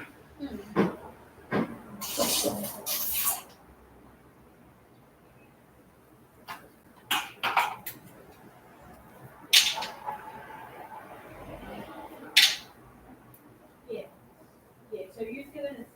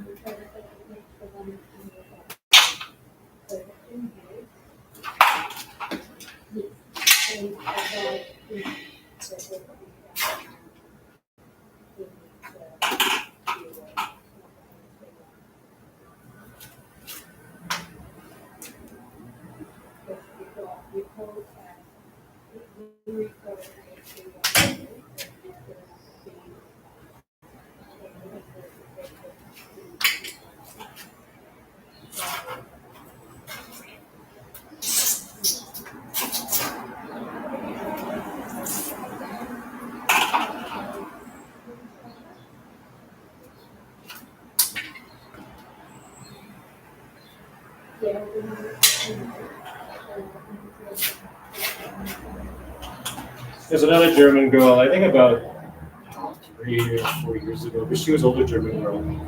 But she was like yours, like long brown hair like yours. And we cut it short like yours and permed it. Oh, nice. But she didn't tell me what she did for work. I didn't realize until, because I got to know after I permed it, we became friends, we started hanging out. I didn't realize what she did for work. And she ended up telling me, oh, she works as a stripper. And I said, oh, you cut your hair and permed it, and you went to, you worked as a stripper. And she's like, yeah. And I said, how was that? Like, like strippers are just long hair, right? She's got this short, curly, permed hair. And like, oh, they loved it. She had that like sexy librarian look with no clothes on. But she didn't tell me that when I permed it. She was older though. She's like 25 maybe. What do you think how old I am? 21? I'm 19? 31. Are you? Yes. Shut up. I thought you were in your 20s. I know, I'm over 25. I thought you were. It's because you know why? Do you know why? Because of your body size. Yeah. It just ends up giving. And not just my body size. I have a young-looking face, right? But you know what? That's a good thing to look young. It is. Yeah. It is. I know. Yeah. But I wouldn't have thought you were 31. I know. There's no gray hair in you or nothing. Yeah, not at all. There's your skin, your complexion, everything about you is just youthful. Yeah. So yeah, I wouldn't be bothered I don't by. mind. Yeah. I don't. Someone thinks you're like 21. Yeah. How's that a bad thing? That's an awesome thing. It is. It is. I know. A lot of people think that I'm quite young. Yeah, I bet you get ID all the time. Yes. Even when I want to buy wine. Yeah. And in Germany, you're allowed to buy beer and wine when you're 16. Yeah. But I still need to Even show there. like guys. Yeah. I'm allowed to buy that like for 16 years now. Yeah. A lot of things happened in these 16 years, so. Yeah. Yeah, I don't know. I agree with that. Like 16 to drink. I agree with that because it creates responsibility. And they do it anyways. They do it anyway. But what happens when you create the rules, that's when people get into trouble because they push the rules. Yeah. And when you break down the rules, that's when it becomes like civilized. Yeah. Yeah. So I agree with that. Like New Zealand, it's 18. But my kids are allowed to drink at 16 with my supervision. Yeah, exactly. If there were safe spaces and rooms, they can try it and get to know it. That's so much better than doing it in private without anyone telling them how to do it and how maybe not to do it. Yeah, exactly. And they do it anyways. I know they do it anyway, but I agree with that. Yeah. So they're allowed to, like, if I had at dinner, if we have a bottle of wine, my kids are 16, I'm allowed to give them wine. It's legal. Yeah. But if I get them drunk, that's a problem. Yeah, sure. But they can have they can have a beer, they can have a wine. Yeah, right. But at 18, then they can do what they want. Like they can buy it, they can do what they want. But 16, I can have a drink with my kids when they turn 16 in this country. Yeah. Yeah. It is civilized. Mm. Yeah. Well, there's a pop-up at the laptop. I don't know what it says, but... Oh, is that battery? Maybe it's the battery. I'll deal with that. Leave this in here for a minute. Your battery is low. Is it? How is that possible? Okay, I'll run and plug it in.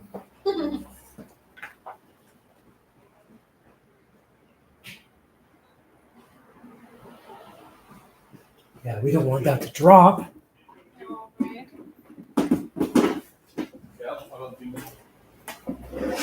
Oh, shit. I hate when that happens. Plugged in. Okay. That's why it's not good when I have to do all the technology on top of the hair. Yeah. And stuff like that happens. I dropped one of those before and broke it. Oh, no. And then I said, that one there's a replacement. Oh. I just dropped it again because it's hardwood floors in here. It's hard floors in here. And then I'm moving things around and it's terrible. You want to be fast. Yeah. You drop those like that, you'll break them. Yeah. Don't want to do that. Anyhow, the grief of running a channel all by yourself. Mm-hmm.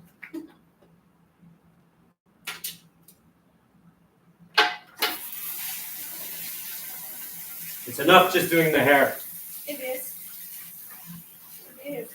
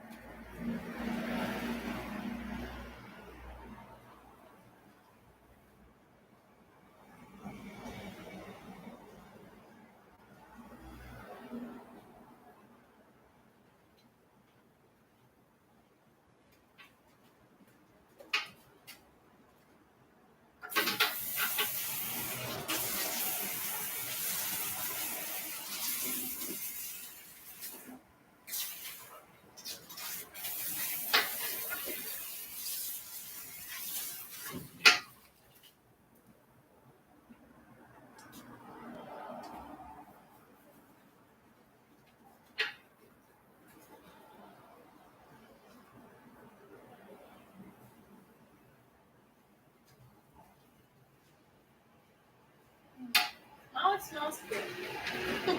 Good. There's treatments.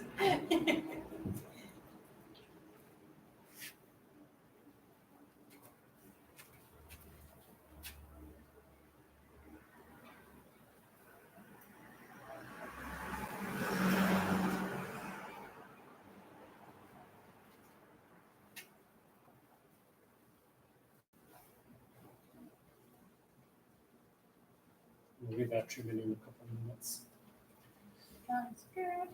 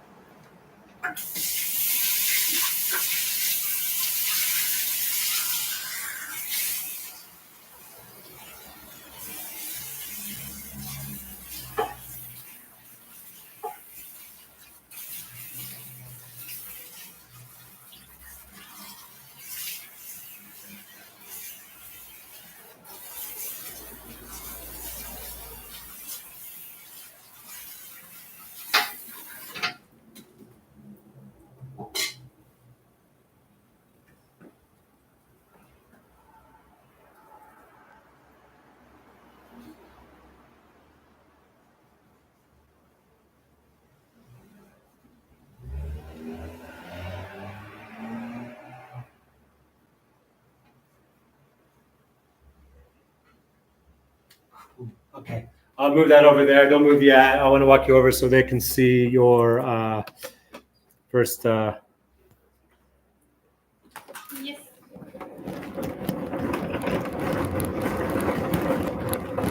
First reaction.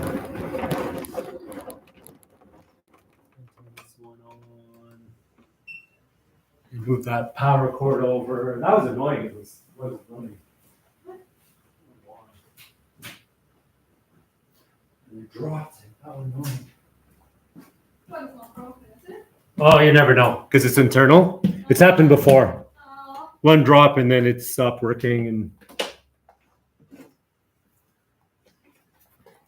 okay, we'll do first reaction. I'll line this up. And we'll put that there. Cool. It's plugged in. Sweet. Okay. And no, just don't look in the mirror. Yeah. Yeah. Come this way. You can jump on that chair there.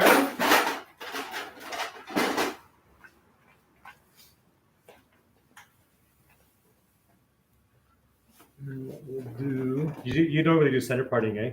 I'll do around there. What is that? Center what? Yeah, center parting. I don't know what that is. In the middle or? No, yeah, it's kind of in the middle, but it's not really a little bit off to the side. Yeah, I can see it. We're going to go with that. So for today, it's going to be super curly, but it will drop over time as well. But, it's awesome. Oh, it's cold. Yeah. Anyhow, you can, you can look now if you want. What? So curly. So curly. That's so curly. But it will drop, Dory. It's going to drop to that. I love it. I know, it's so fun, right? Yeah. It's going to drop to that because here's is the red ones. Yeah, so fun though. But always you want to do in the beginning, too much curl. Yeah. So the curls drop over time. Yeah. It's perfect. I love it. Me too. Isn't that amazing? Glad you do the big travel adventure. Look at your little pony. Yeah, Your little curly pony. Oh, it's so cute. It's adorable.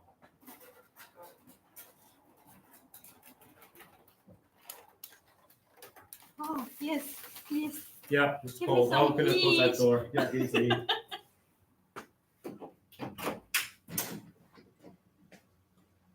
I love the blonde. It's still in there. Yeah, still there. Kind Yeah, of soon. just a little bit of it. Yeah. The stuff in the back is gone, but just a bit in the side. It's actually really cool. Yeah, it is, right? Yeah. I love it.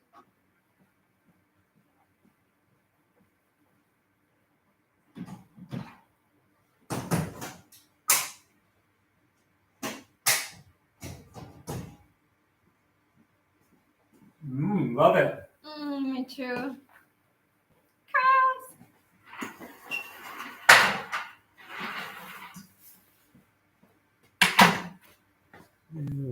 Take that one off. Got my glasses. See what people are chatting about.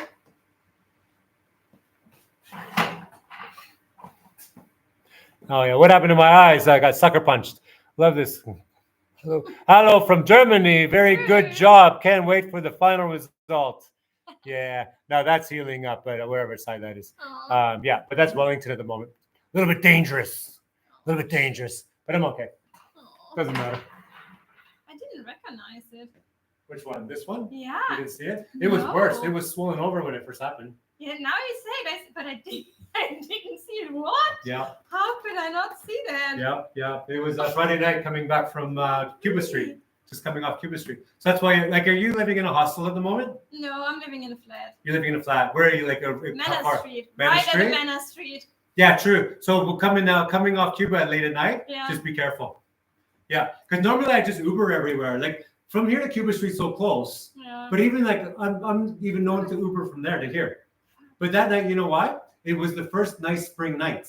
Oh, no. It was a beautiful spring night. So we went to Murphy, sit in the patio outside. It was a good night. It was like with my friend from Turkey. We were having the best night. And then, so at the end of the night, I was not going to Uber because it's so nice. And it wasn't even that late. And then I got someone, it was like a sucker punch. You know what I mean? What? You don't even see it coming. What? Yeah. And so my memory's all foggy of it. But then two cops helped me back here. What? Yeah. But yeah, you know, like Wellington, the whole world's like that anyway. But It's crap. It's crap at the moment. That's crazy. And then a week before that, someone broke into our shop. I saw that. Yeah, but the guy's been arrested. Oh, was he? He's in jail without bail. Him. Yeah, and so just after that one happened, then this thing happened because everything is it's spring now and all the goofs are out. The weather's nice and all the goofs are out. Fuck, that's bad. Yeah, I know. But yeah, that guy, he's sitting in jail. That's good. Yeah, you know why? The police recognize his hand tattoo. So they saw in the video, and they're like, yeah, we know who he is. And they went and picked him up. No way. Yeah, and they picked out 4 others too. They picked him up, and 4 others. You know why? Because it's called possession of stolen property. So he's stealing things and he gives it to this person. And then they arrested all of them. 5 of them in total. Jesus Christ. Yeah. Well, it's because they recognize the hand tattoo. You're that well known in the police. Kind of stupid. It's time to find something else to do with your life. You can't even someone like that can't even fart without the police knowing. He can't do nothing without people knowing. Yeah. They all know who he is, right? You can't even at this point. He can't even fart. It's and then cameras everywhere. Yeah. Cameras everywhere. Yeah. So they see here the camera down the road, this, that, whatever. Cameras everywhere now. Are there cameras in the public? Yeah. Oh, okay. On Wolcott Street, there is. I didn't recognize. There's one up the hill here. Mm. There's not one down here, but there's one up there. But they have them on the streets of Wellington. Okay. Yeah.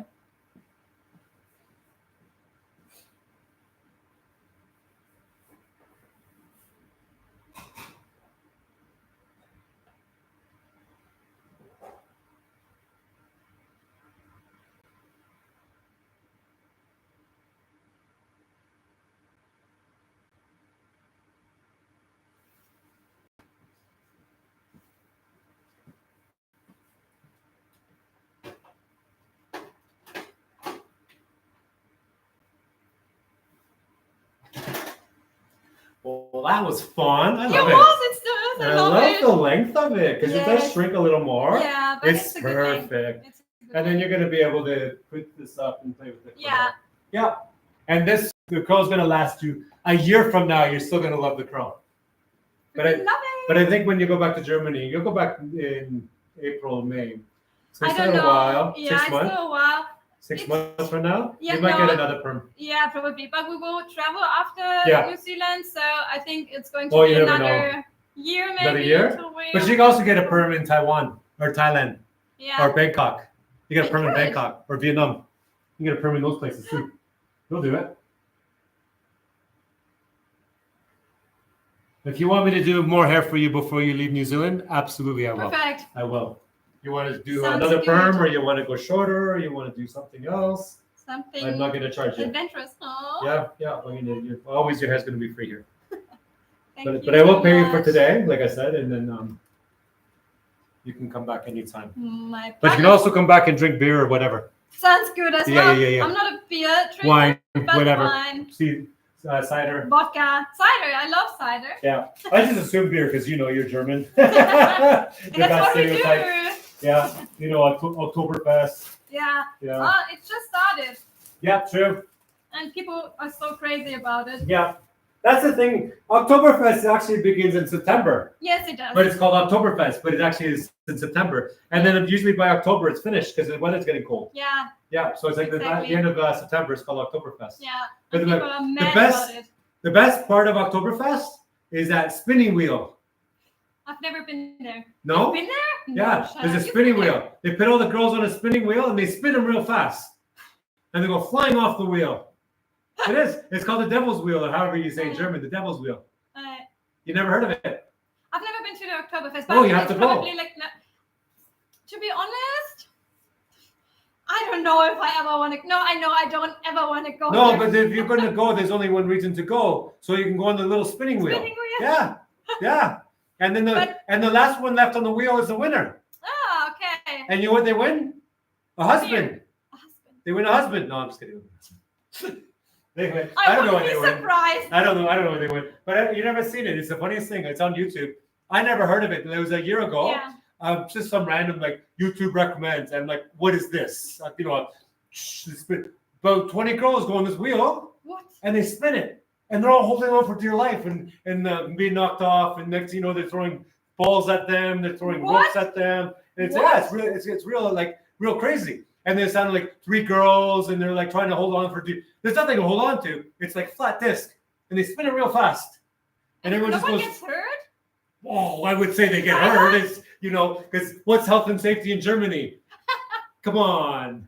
They've been doing this for over 100 years. They've been doing this for 150 years, probably. Safe enough. Yeah, safe enough. Exactly. We're talking about Germany here. It's like, New Zealand is health and safety. Germany? Not really. We don't have that. Not at all. No, Germany's common sense. Yeah. Yeah, because like here, it's all about they have rules to make you safe. Yeah. Germany, there's no rules to make you safe. It's like you should have known better. Yeah. It's like, oh, you can go Autobahn, you can go as fast as you want, but you better know how to drive. Yeah. Yeah. So learning how to drive in Germany is harder. Yeah. Yeah. But then once you get qualified, you can just go. You can go. Yeah. But here, like Wellington is the worst for like health and safety and rules. I've never seen a more crazy country in my life. No, I had to do so much eye-learning to start my job. Oh my God. It's like, what? Yeah. Oh my God. But it's everywhere like that, right? No, but it's in New Zealand. It's not just Wellington, right? No, it's everywhere. The whole country is crazy. Yeah.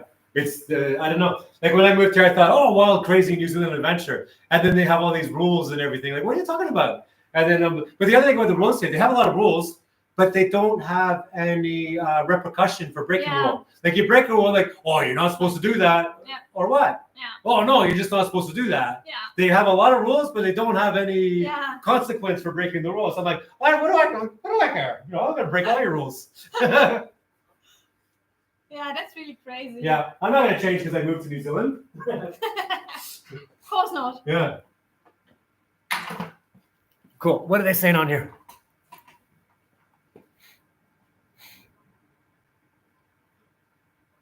The wheel's called Teufelsrad. See, I'm not. Yeah, see, I'm not saying crazy things. It's real. You have to go. Next year when I watch YouTube, I want to see you on the wheel. Spinning around and hold on. Not gonna happen. Yeah. But I look it up at YouTube. That's enough for me. Yeah, I think it's great. I watch this. I'm like, why is the Teufelsrad, the wheel, not in the Olympics? It's better than breakdancing. Breakdancing was the worst. I'd rather that wheel, the spinning wheel. I'd rather the spinning wheel in the Olympics. Not everyone was the worst at breakdancing. It was just the one. Oh my God. Do I ever feel bad for Australia? Australia was like, of all the countries in the world, they're 5th. And they're a small country. They were like 5th in the world for medal count. What do people want to talk about? What's her name? The breakdancing. Yeah. All the other Australian athletes like, oh my God, I got a gold medal. Yeah. Everyone wants to talk about this freaking this. I didn't even know her name. Like, oh my God. No, I don't remember her name. Yeah. Sorry, Australians. Like, that's the best Olympics the Australians ever had in their life. Nobody wants to talk about that. They want to talk about that woman. Whatever her name is. That was kind of crazy. Oh my God. If I was Aussie, I'd be angry at her. It's like, oh, my cousin got a gold medal and no one wants to talk about that. And it also is kind of like there's a debate about that it's real cultural stuff for many people and cultural, kind of, there's nothing you should do about stuff which is important for some people. Yeah. In a very deep cultural Even way. my 9-year-old who dances around this country, she's done 3 nationals, can outdance her. Oh my God. What is she dancing? Just jazz. Nice. Yeah. Not just jazz, it's jazz. Jazz. No, it's jazz, but she's not like, I don't mean, like she's not doing breakdancing or hip hop. So at that age, she started ballet. Then when she was 3, then we moved her to jazz when she's 5. When she was 6, they put her on the national team, like to go around. What? So it was 6-year-old, 7. She was 7. So it's 7-year-old, 8-year-old, 9-year-old, because she's done 3 nationals now. Yeah. So she started to compete at 7. Yeah. And now she's 9. She's done 3 nationals now, Wow. which is expensive. I mean, they do well. They place, they do really well. But it's like it's costing a fortune. Oh, I can imagine. And then I'm not, I never like just, like, oh, I want to have kids and put them in dance was never a thing I think about. I just want them to be happy. Yeah. So we put them in ballet because it's cute.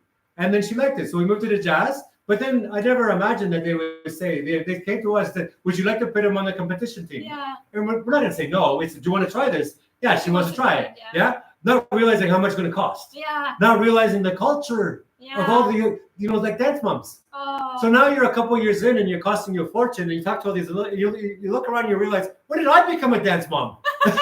Like, what happened? And I watched one episode that showed dance moms, and I'm like, oh my God, I had no idea about this stuff. I just thought it was cute. My kid was happy. Put a little costume on. First it was a tutu, then the jazz. It's a she liked it. She liked it. I'm like, oh, that's cool. Take some pictures, send to grandma. There's a Christmas pageant. It's cute. Yeah. And then you go next level. Then you're like, how do we end up here?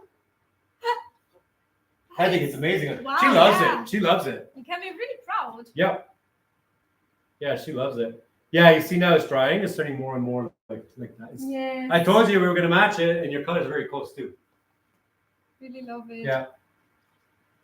No, don't get me wrong. I think the kids they love it. That's nice. Yeah, whatever they want. Are both of them dancing? Yeah, but the younger one is not competing. Yeah. Okay.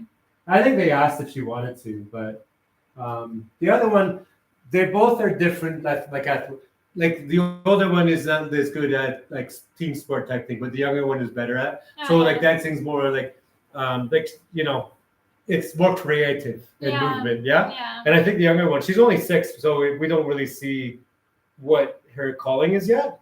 Yeah. But we'll see. Maybe she becomes a field hockey. Maybe she becomes netball. Maybe she becomes. But the way she is right now, because what they did was they put her when she was only 5, a year ahead.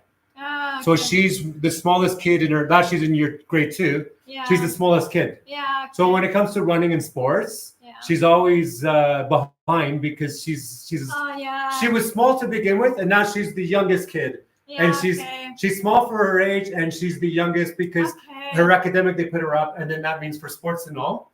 Yeah. So but it doesn't matter because some kids, it comes later. All of a sudden one day it clicks. All of a sudden they can like throw a ball better than anyone. But also it's the confidence thing. When you are the youngest in the class and also a little bit small for your age, then you're observing. Yeah. It's not a confidence, you're observing. And then one day you're just like, I got this. Yeah. But she's always been that way. She's always been watch.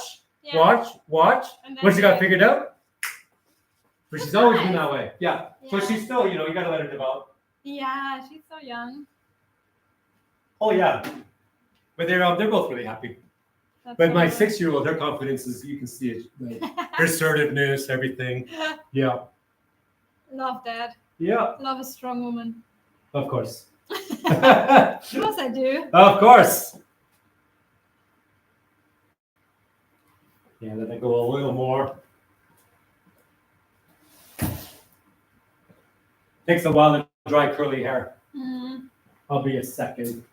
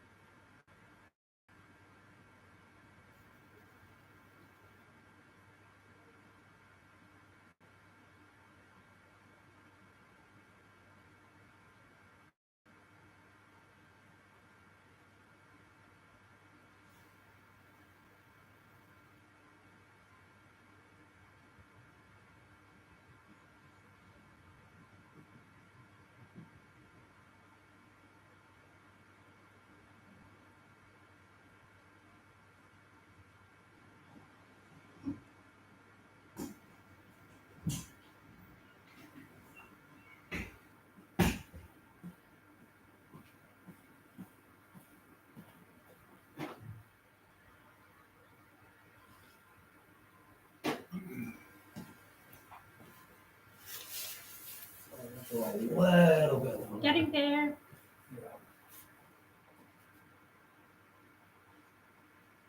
I think it's awesome.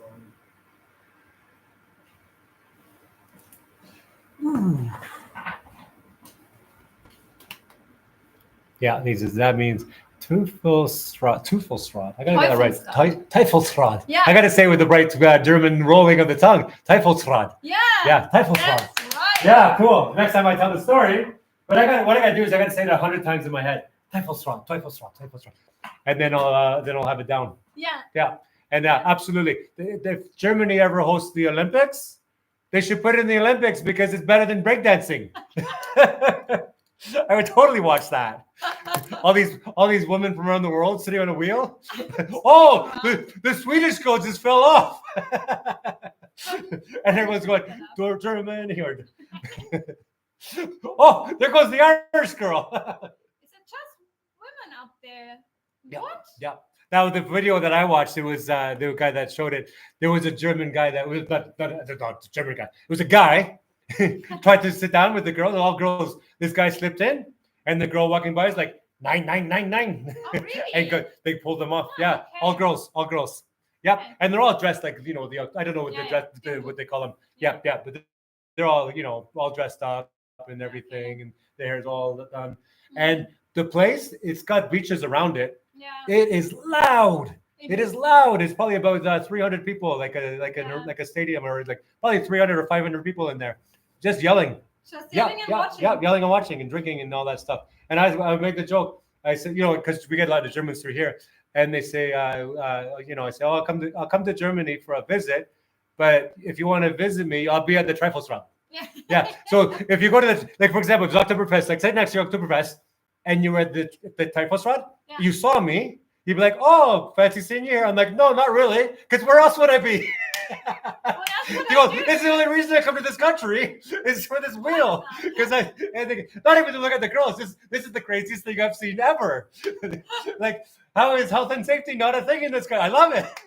I didn't even try to get on the wheel. Yeah. I put on some heels and maybe they'll let me on. They say, oh, about diversity, like, nah, diversity not in Germany. Yeah, that's so. No.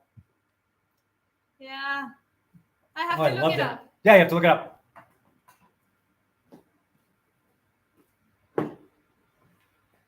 Cool. Oh, another minute.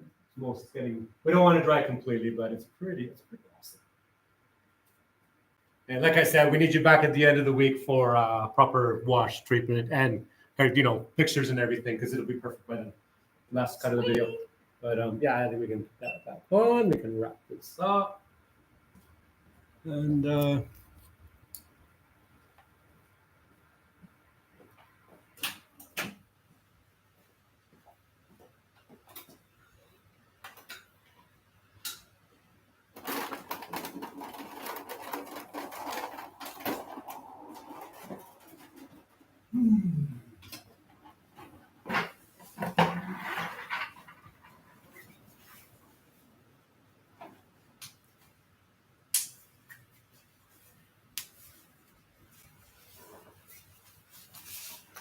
if I got you a little bit, actually, I didn't get you wet. That's good. Good job. Okay, look down a bit a second. Yeah, your hairline's good. I'm gonna do that natural. Cool. And let's grab a mirror, show them back.